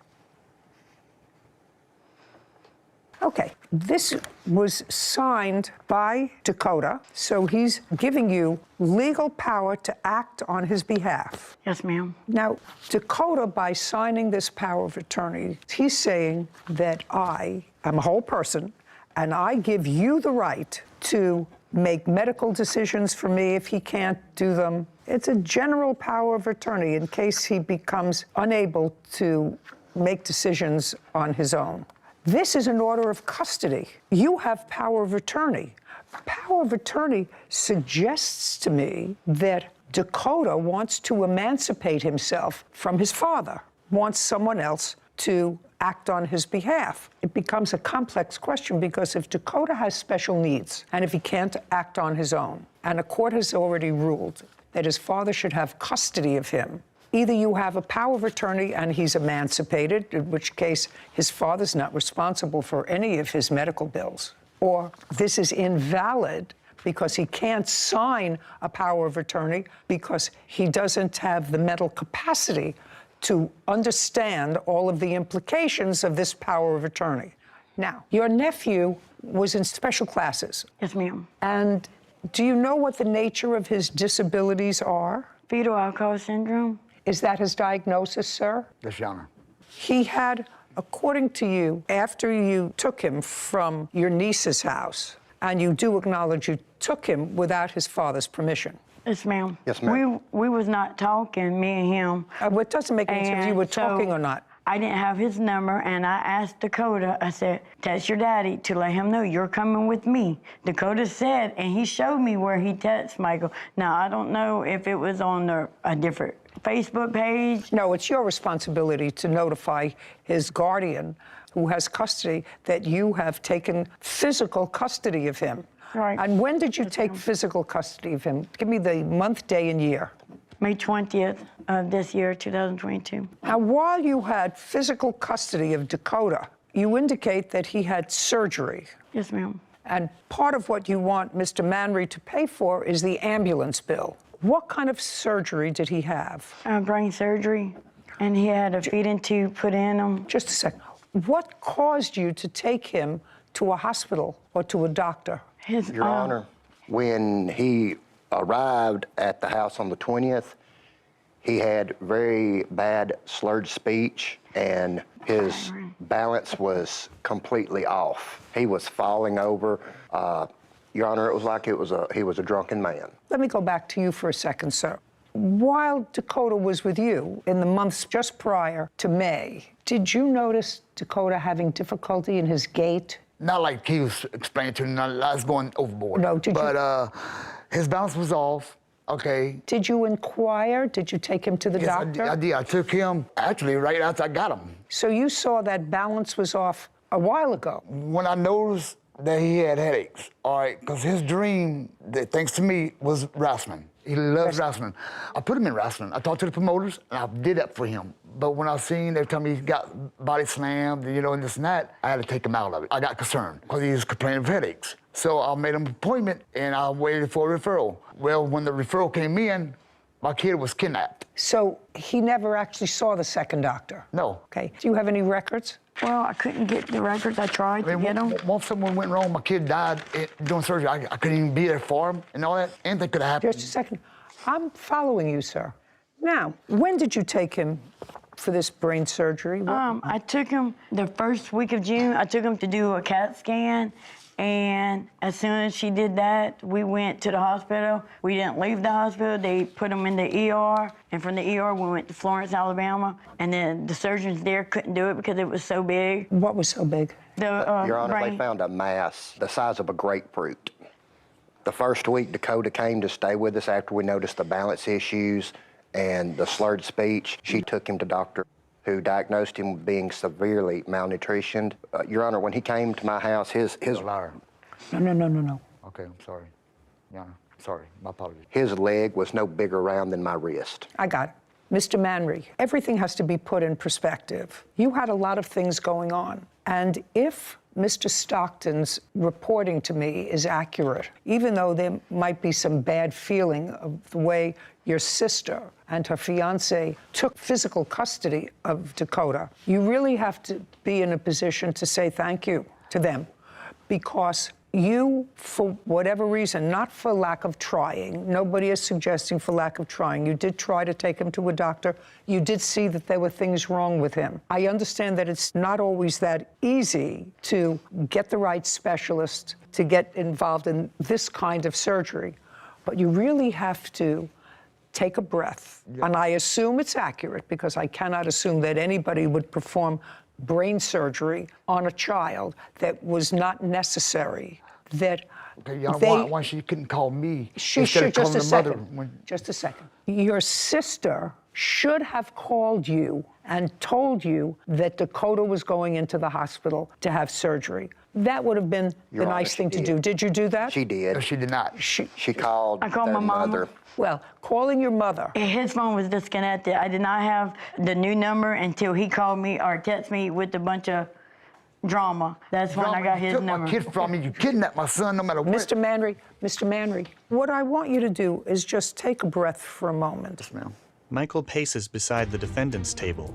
Caption, coming up. Dakota kept texting me, you know, he kept on like video chatting me and everything. And then all of a sudden, like a light switch, he changed and everything. The boy's mind's being poisoned by Mary and No, Daisy. so far, Mr. Manry, you're not losing this case, so I don't know what you're agitated about. A courthouse. The Judy Justice logo appears. In the courtroom, Jason, Mary, and Michael. Mary Favre and Jason Stockton claim Mary's brother, Michael Manry, owes for medical bills and personal belongings. Michael is countersuing, saying they illegally took his son from his custody. Mr. Manry, Dakota was only at your niece's house for a short while. You already told me that when he came to you, his gate was off. So right before he went to stay for a couple of days at your niece's house, was his speech slurring? No, he always had a speech impairment because of the disability, but his speech was not slurred at all. That is a lie. Him having the skinny arms and all, that's all Okay, lie. I'm not talking about skinny arms. I'm talking about this his slurred speech. What I was saying to you, Mr. Manry, is that I don't think there are any bad guys here. I don't think that you're a bad guy. And I don't think that your sister and her fiancé meant any harm when they saw a situation that they thought was dangerous. And as it turned out, they were able to get him seriously needed medical care. That doesn't mean it was all done right. But what you're asking for is to be compensated by the defendant for the cost of the ambulance bill that you incurred. Now, this power of attorney was signed by Dakota, if in fact he had capacity to sign this power of attorney. It was done 2 weeks after his first surgery. So up until that time, even if I could construe this as a valid document, his father had legal and physical custody of Dakota. And I assume that's because he had special needs and is unable to live on his own. Is your son able to live on his own? No, he never will. Okay, so that's what I assume as a result of this order. If you want this order changed, you have to go back to the court in Mississippi. You have to be declared his guardian. Your Honor, we did not want to be declared his guardian. The reason the POA came about to start with, during the entire surgical...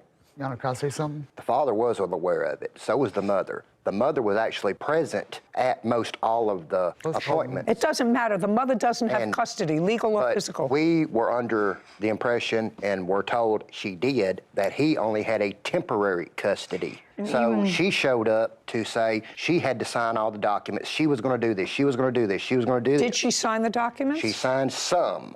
Then under social services directions, Mary was informed she should go after a power of attorney. It was discussed with both Dakota and her.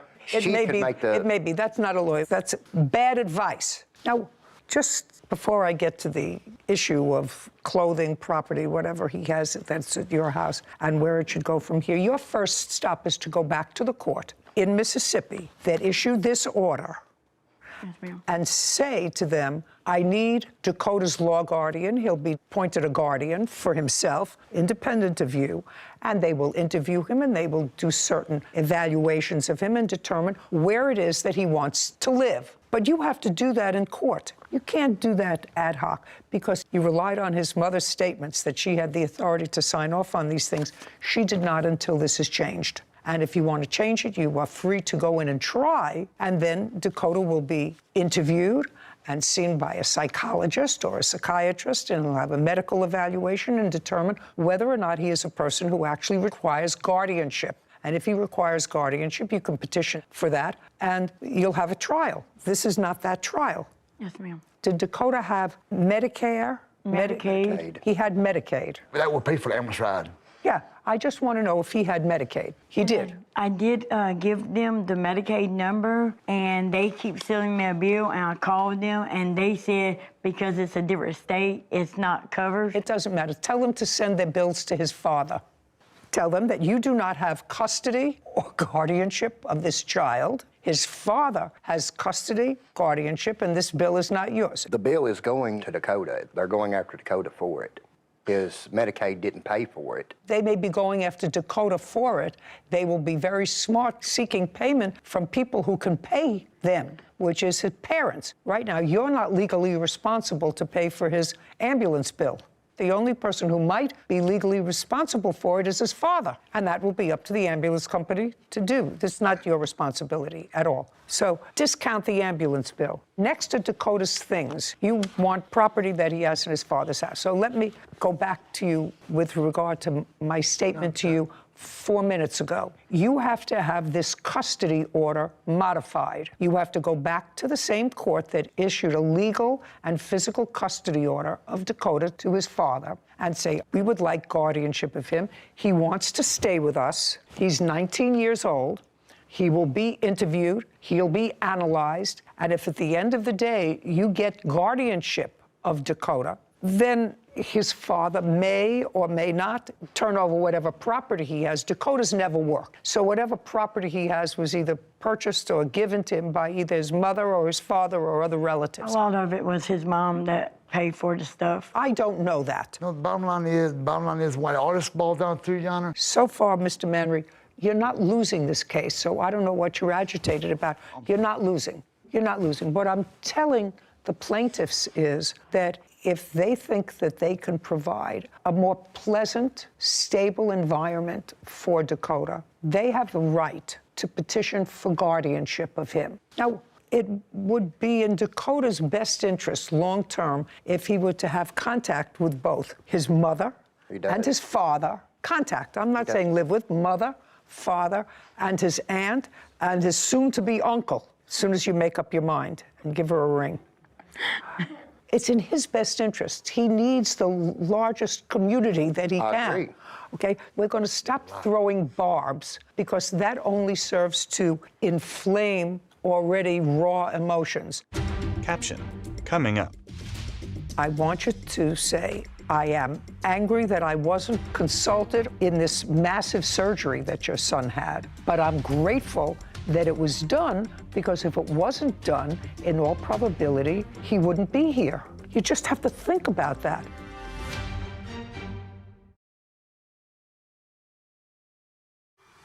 A courthouse. The Judy Justice logo appears. In the courtroom, Jason, Mary, and Michael. Mary Favre and Jason Stockton have accused Mary's brother, Michael Manry, of owing for an ambulance bill. Michael claims Mary and Jason took his son without his permission. What I'm telling you is a very simple procedural thing where you have to go. You can't sue him for the return of Dakota's things unless you have guardianship of Dakota. Understood. Because he already is the subject of a recent order of custody from a court. That's what you have to have. You can take that bill from the ambulance service, put it in an envelope, we'll get you the address, and that's where that goes. That's his father, who is his legal parent under this order. So send that bill to them so you don't have to worry about that bill. As far as his property is concerned, that has to go along with an order of custody or guardianship, and that's something that you should do. But, Mr. Manry, I am not making a decision with regard to his custody or not. What I'm asking you is, until a court reviews whatever orders they're going to make with regard to custody and guardianship, first, I know you may be angry, but they probably saved his life by getting him to the doctor that they did. And if they removed a massive tumor from his brain, you should say, thank you for doing that, because it was a month after he was living with you. Someone else took your son and saved his life. And for that, at least, you have to be grateful. You can be angry.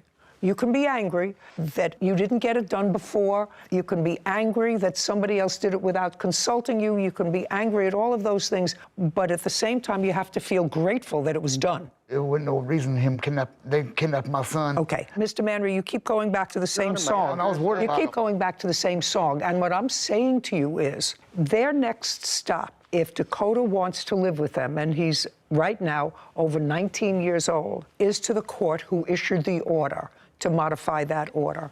All I'm saying to you is, I want you to say, I am angry that I wasn't consulted or didn't participate in this massive surgery that your son had. But I'm grateful that it was done, because if it wasn't done, in all probability, he wouldn't be here. You just have to think about that. What I'm telling you is, you have to love your child more than you, at this moment, dislike your sister and her fiance, because they were able to take control of a situation and get your child fixed.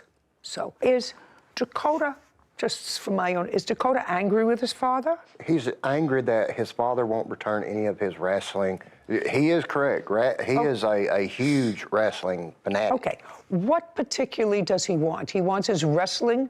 He wants his wrestling belts. They have replica belts that were made.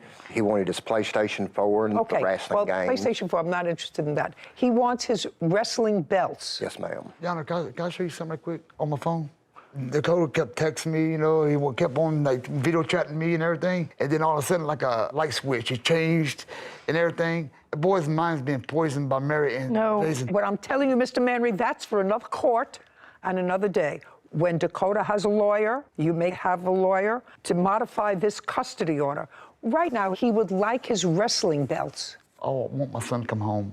Okay, then I strongly urge you to go to the court, file a petition against them for custodial interference, or you go to court and file an application for guardianship of Dakota, which is a much more positive thing to do, and let a court that has the social work services, the psychiatric services, evaluate Dakota and figure out in whose best interests are we supposed to place faith. And I think if he is a thinking young man, and you told me that he is because he wants these things that are important to him, he should be able to have a say with whom he lives. Now, you have my ruling. Your next stop, folks, is to modify the order of the court in Mississippi that gave his father custody, physical and legal custody of him. You have to petition for guardianship. That's your next step. So, in that regard, your case is dismissed. Send the ambulance bill to his father. They got a countersuit. We're done. Your Honor. Yeah, Court is adjourned. I'm not hearing it, sir. Outside the courtroom, Michael, then Mary. I did everything I can for my kids, and My brother, he said nothing but lies. when somebody takes your kid without your permission, But, you know, that's him. I mean, that's what he does. you don't know where they're at, and you're going crazy because you don't know where your kid's at, that's kidnapping. I should get a thank you out of it, but he's not going to do that. I want my son to come home to his daddy because I love him very much. That's my son. It's about him. It's not about her. It's not about her and her brother. It's not about me and her brother. My son, I love him. I'd do anything in the world for him. It's about Dakota. In her chambers, Judy with Sarah. So you didn't listen to the defendant's counterclaim back there for emotional distress for, I believe it was $3,500. I would have given that to him. I don't think anyone was acting maliciously in this case. Like you said to the father, he should be grateful that his son is alive and his sister took action when he might have been stumbling a little bit. But that's what that cause of action is for, when someone takes an action that was legally incorrect. And here, the plaintiffs had no legal right to take him to get that surgery. I agree that he should have had it and it all came from a good place. However, when you take an action that causes somebody else such severe emotional distress, and I would consider taking someone else's child in for the riskiest surgery that probably exists, qualifies as causing some severe emotional distress. So I probably would have awarded him that if I was ruling. Well, so let me give you the reason that I didn't bother to hear it. I think the aunt and her fiance had nothing but pure motives in taking this 19-year-old who they say appeared to be malnourished and they say was diagnosed as being malnourished, which is possible, and it's possible that it was all related to this brain tumor that he clearly had that was impairing his stability, and he was with his father for a year while this tumor was growing. I don't think that they had malicious intent. Neither do I. And I think that but for their actions, this 19-year-old boy probably would be dead. If they took out the tumor that was the size of a grapefruit, I would say 6 months later or 8 months later, there's a strong probability that would affect the optic nerve, it affect the carotid artery, and gone. So although I could understand his annoyance, from the time they went to live with him until his surgery was a month. And I actually don't believe that this father didn't know where he was for a month, because they evidently have a living mother who they're both in touch with. He was moving around, phone disconnected. At the hospital, the mother showed up. She said, I can sign the documents. Well, you know, you're involved in major surgery for a child. Your focus is not on your brother, who did not take care of business for a year. So I'm going to leave that up to a family court judge to determine who should have custody, and I probably guarantee you that custody will remain with his aunt, because that's what Dakota wants. Father may be angry, but that's what's going to happen. I have no doubt that the father loves him. He did not take good care of him for the year. Sure. And so I wasn't going to reward that by giving him any money against these people who had nothing but the child's best interest, when for a year he really didn't take care of business with his son. And that's why I didn't hear his case for emotional distress. Understood. Thank you. Title, Judy Justice. Are you having a family dispute? Go to judyjustice.tv. You brought your daughter to your mother's house. My mom refused to give me my daughter back. And so what did you do? My mother instinct kicked in, and I went in like fight or flight. And she was not a part of my daughter's life. I did not speak to my mother, nothing. This is Judy Justice. Kimberly Gutierrez is suing her mother, Rhonda George, for false allegations, debit card charges, and personal belongings. Court come to order. All rise. Have a seat, please. Kevin. Case 2131, Gutierrez versus George. Thank you. You're welcome. Miss Gutierrez, this is your mother. Yes, ma'am. And who is this? My grandmother. And that's your daughter? Yes. I'm reading the complaint and the answer, and this is what your complaint is about. You claim that your mother had you falsely arrested, as a result of which you spent 4 months in jail. while you were in jail, it is your claim that your mother used a debit card of yours, I think $3,000 worth, and you had some belongings at her house that you want. I gather that you've had some problems in your own life. You have at least 3 children. Yes. Was the state ever involved in placing the children in foster care? No. And what about your daughter? My daughter, yes. And how old is your daughter? She's 19 months. At what point did the state become involved with your daughter? In May of this year, May 18th of this year, when there was false allegations made against, well, when my mom refused to give me my daughter back. In May, when you brought your daughter to your mother's house, when? I called my brother on May 17th of 2022, and I asked him to babysit my daughter. Your brother. And does your brother live with your mother? Yes, he was staying with her at that time. So on the 17th, you asked your brother, who was staying with your mother, if he would babysit for your daughter. Where were you going? I was needing to go to Fresno, and I had just received my income tax check. So I needed to go to Fresno, and I was on foot because my car was impounded the day prior. Were you going alone? To Fresno, yes. So you brought your daughter on the 17th of May to your mother's house, and your brother was supposed to watch him, according to you, while you went to Fresno. Watch, yeah, he met me down the street, actually, because there's a restraining order, so I didn't actually go to the resident. Who has a restraining order? My mother has a restraining order on me. Is the restraining order that she has against you a final order or a temporary order? It's good for 3 years, that's all I know. That's a final order. Was that a final order of protection after a trial, or did you consent to it? I was not notified of the court date. Didn't consent to anything. Okay, so it was a default. I don't know what that means. It means you didn't show up and they entered a final order of protection in favor of your mother. So you're not permitted to go to her home. Right. Since that's not really the subject of this, I don't have to get into it. In any event, you went on the 17th, you dropped your child off at your mother's house, your brother was there, and then what happened? I finally got to Fresno, I got a ride, I got to the check cashing place. It literally took me... Don't tell me, I'm not interested in that. 17th, you dropped the child off. You were supposed to pick the child up when? That evening. On the 17th? Yes. And did you? I showed up it was a little before 10. I showed up, I called my brother, I said, I'm down the street. He was like, yeah, I'll be right there. 10 o'clock at night? It was almost, ma'am, I was on foot. And it's just a second. I asked you 10 o'clock at night. It was right before 10, yes. Okay. When I got there, I called him. It had been about 15 minutes had gone by, and I called him back, and I said, where are you at? And he said, Mom won't let me leave with the baby. And I said, what do you mean? And he said, Mom won't let me leave with the baby. My mother instinct kicked in, and I went in like fight or flight, and I walked down to my mom's house, and I knocked on the door and was asking for my daughter. I finally came to my... Okay, so when your brother said that to you, instead of going to the police, you violated the order of protection. I ended up leaving and calling the sheriff. Okay, but you didn't. You went... Of course, yes. I was going for my daughter. Yes, ma'am. Okay. And what happened at 10 o'clock at night or 10:30? Yes. I finally realized that about 5 minutes of being at the house, I was like, okay, you need to leave. So I left because she wouldn't open the door to give me my daughter. I left. I called the sheriff.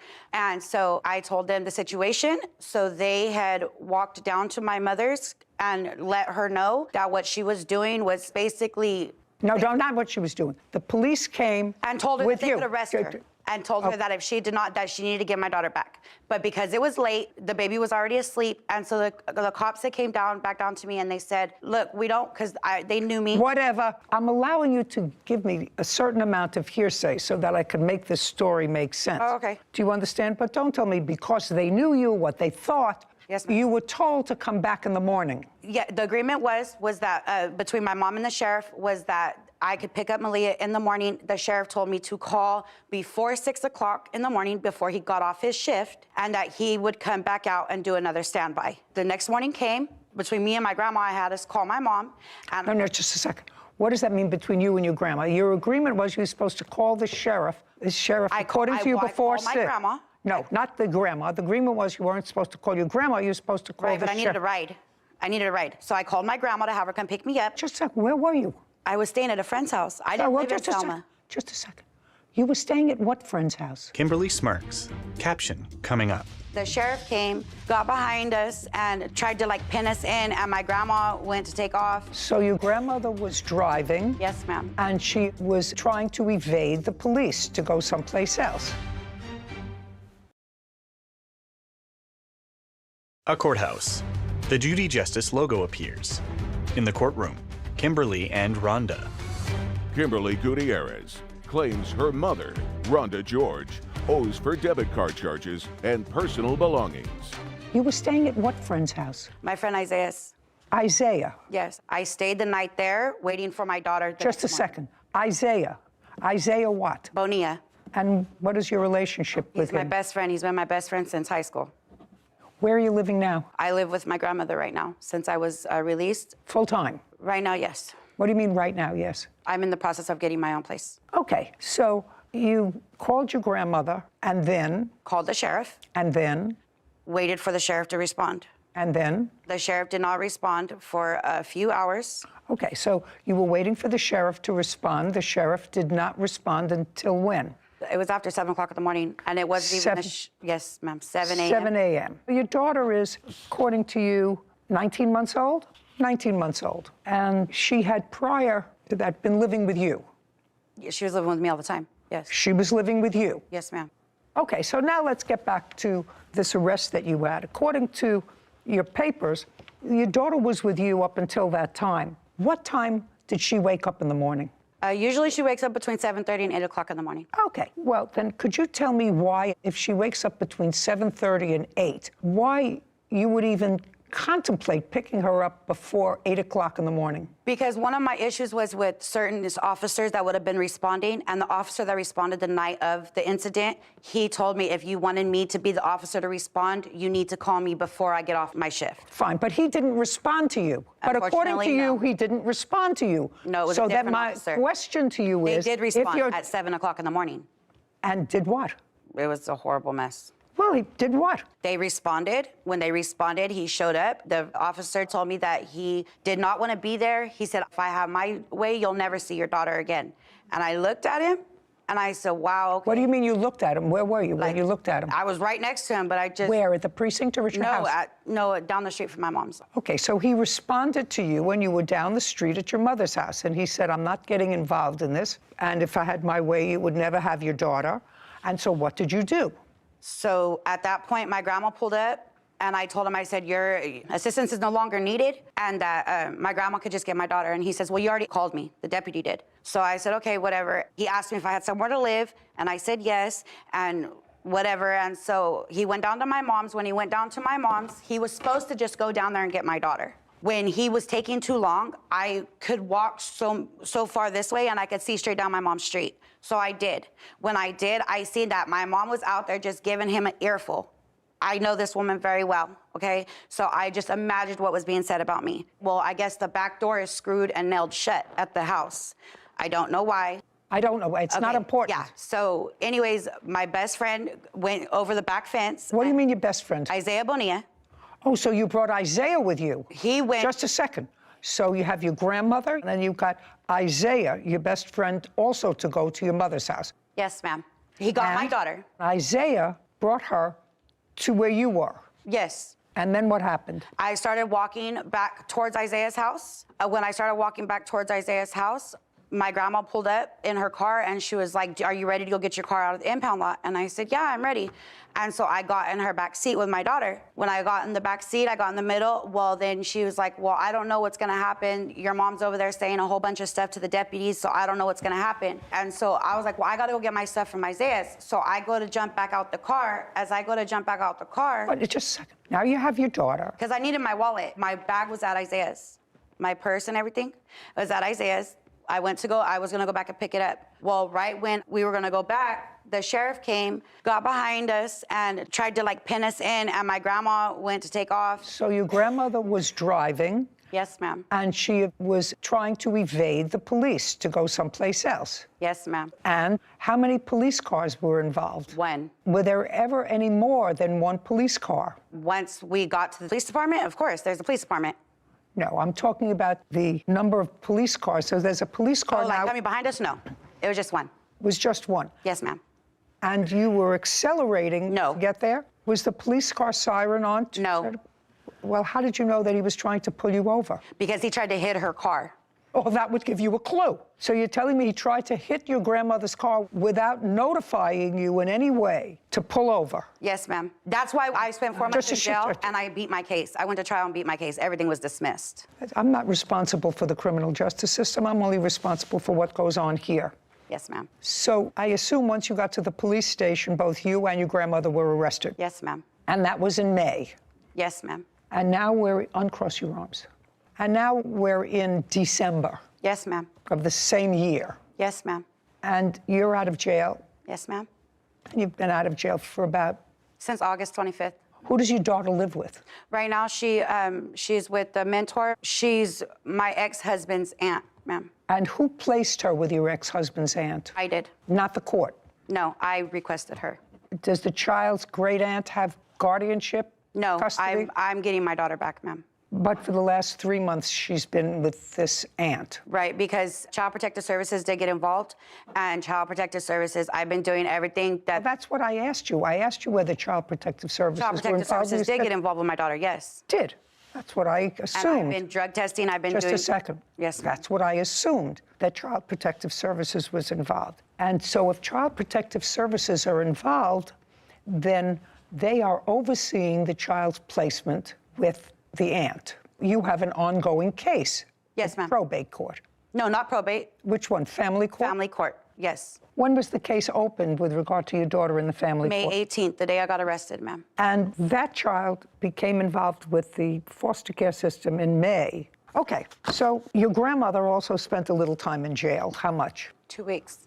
I quite frankly don't understand your case. While I was in jail, Your Honor, while I was incarcerated, my mom had all my debit cards, my ID. She had went and actually, because of me getting arrested, she had went to Isaiah's and picked up all of my stuff. You mean, just a second. Let me understand this. It is your claim that the reason that you had to go to Isaiah's house was to get your pocketbook, your wallet, your credit card that you left there. But I never made it there. I understand that. And Isaiah, clearly, from what you tell me, knew of the problem because he was part of this little conspiracy to get your daughter out of the house and was at the back of the house to pick up your daughter who was being put over the fence. So why would Isaiah give your mother? Because she went over there with a baseball bat and busted out his windows. Caption coming up. On February 4th this year, I had... Kimberly's eyes fill with tears. I lost my twins, okay? And that was the first time I had contacted my mother because I was going through it and I messaged her and I told her, I said, I really need my mom right now. If anything, I need my mom right now. A wide-eyed Rhonda shakes her head. A courthouse. The Judy Justice logo appears. In the courtroom, Kimberly and Rhonda. Kimberly Gutierrez is accusing her mother, Rhonda George, of wrongfully using her debit card and keeping her belongings. So why would Isaiah give your mother? Because she went over there with a baseball bat and busted out his windows. And the reason why all of my things were at my mother's was because I hadn't lived at my mom's for over a year. What your case is about is my belongings. You claim that your mother went over and got your wallet from Isaiah's because I asked you what you were doing here. I certainly am not looking into the allegations of false arrest. It sounds as if you did the absolute wrong thing in trying to regain your daughter, whose custody, actually, you lost at a dispositional hearing and was determined to be a dependent child and placed in foster care. That's what happened here. Right. Okay, so I'm not even addressing your claims of false arrest. Okay, what you did was actually the wrong thing. I said, so what are you suing for? Now, you said my belongings, okay. my what, money. Just a second. What money? She used my CalFresh, which is my EBT food stamps, and my CalWorks, which is my cash aid through the welfare department. Just a second. So you're suing her for taking your food stamps and your welfare check? Right. Just a second. Your food stamps and your welfare check. And this is the statement from my tax return of all the money that was on there. On where? On my debit card. It had over $3,000 on it, and I marked what was used after she had picked it up. And then these are receipts from some of my belongings that was at her house. Just a second. You haven't lived in your mother's house for... I moved back to my mother's in the beginning. Just a second. Yes, ma'am. You hadn't lived in your mother's house, according to what you said to me, Whitney, was it a year ago? Didn't you say that you moved out of My your mom mother? allowed me to come back. Because there was an order of protection. She had called me. I was living in Fresno, ma'am. Just a second. You hadn't lived in your mother's house. You said you were living with your grandmother. For how long were you living with your grandmother before May? I said I was living with my grandmother right now. I was living in Fresno, ma'am. I want to know what property you think. My clothing, my husband's clothing, my daughter's bassinet. I had jewelry there. I had all of my clothing. Why would all of your clothing be there? You were living with your grandmother. I hadn't moved into my grandmother's until I got out of jail. I was living in Fresno, and my mom... Just a second. You're not letting me talk. I'm not understanding your movements. Okay, my mom kicked me out in 2021, okay? My daughter was just a few weeks old. My mom kicked me out due to her boyfriend. She kicked you out? Yes. And? When she kicked me out, I went through Marjorie Mason, and Marjorie Mason had placed me in hotels. I was placed in hotels for about 3 or 4 months, okay? And then it was about January of 21. I was at this time, I was pregnant with twins. They had genetic defects. On February 4th this year, I lost my twins, okay? And that was the first time I had contacted my mother because I was going through it, and I messaged her and I told her, I said, I really need my mom right now. If anything, I need my mom right now. My daughter, she had not seen my daughter. She was not a part of my daughter's life. I did not speak to my mother, nothing. So she made an agreement that she would watch my daughter, because I had to go to San Francisco because I was too far along in my pregnancy, and it was just a big old mess. Do you have any of your daughter's property? No. Okay, now, let's talk about this card. Did you pick up her property from Isaiah? That's either a yes or a no, after the 18th of May. Well, how do I answer that when I did pick up her property, but her cards were not in there? Her driver's license wasn't in there. Her food stamp card wasn't in there. What were you doing at Isaiah's? So she asked... Was this when she was in jail? Yes, right after she got arrested. So I went down there. No problem, he handed it right to me. Look in my wallet, make sure everything's in there. Like I said, I don't know if it was her driver's license or ID was missing, her food stamp card, and the other card, the bank card. I don't know how to get proof, but her best friend, he cashed out everybody money. There was a bunch of people, I have even himself. The information right here. Even himself and his girlfriend. I don't want to get into the whole... I don't want to get into it either. It's far too complicated for me. Is what you're telling me that you never used a card that she had? No, I did not. Because I'm not concerned about food stamps or welfare. I did not. You're suing the wrong person. You were in jail, so you didn't need money from welfare. What proof do you have that I have my bank statement. What proof do you have that your mother withdrew money? She was the one that went and picked up my cards. Oh, I don't know that. That's not what she says, and you have no proof. Isaiah's not here, correct? No. I don't doubt you when you say that somebody used your card. I just need proof to show. I know that she was supposed to get my daughter from CPS. She was supposed to go get a crib with my card, and I have and my grandma can. I just want you to show me. Yes, ma'am. No, that your mother. I believe that people used your card.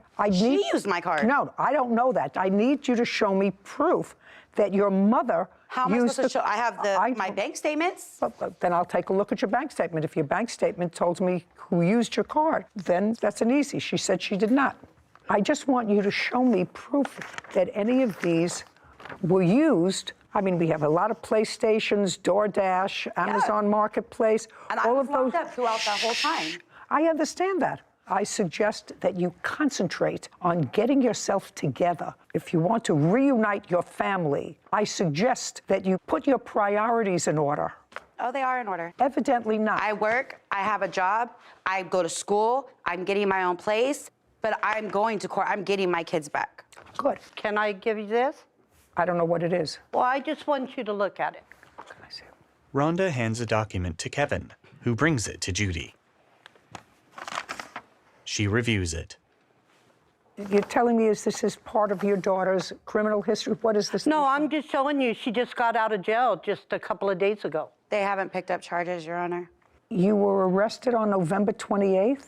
Yes. I'm not going to let you tell me about this. You have a lawyer? Yes. As I said, Ms. Gutierrez, if you're trying to work to get your family back together, Yes, ma'am. and your kids back together, Yes, ma'am. it would be a good idea to think about having more children until you get these children back under your roof. We're done here. Your case is dismissed. You have a good day. This court is adjourned. Outside the courtroom, Rhonda. Oh, I love her decision. I don't want to have nothing to do with any of them. They've burned their bridges. Judy and Sarah. Perfect example of suffer the little children. So you have 3 kids, none of whom live with you. They go back and forth between a grandmother who would participate in evading the police, but where the police had to stop them by ramming the car. Yeah, I was going to say there was something in the Right. papers about a crash and. She said he tried to ram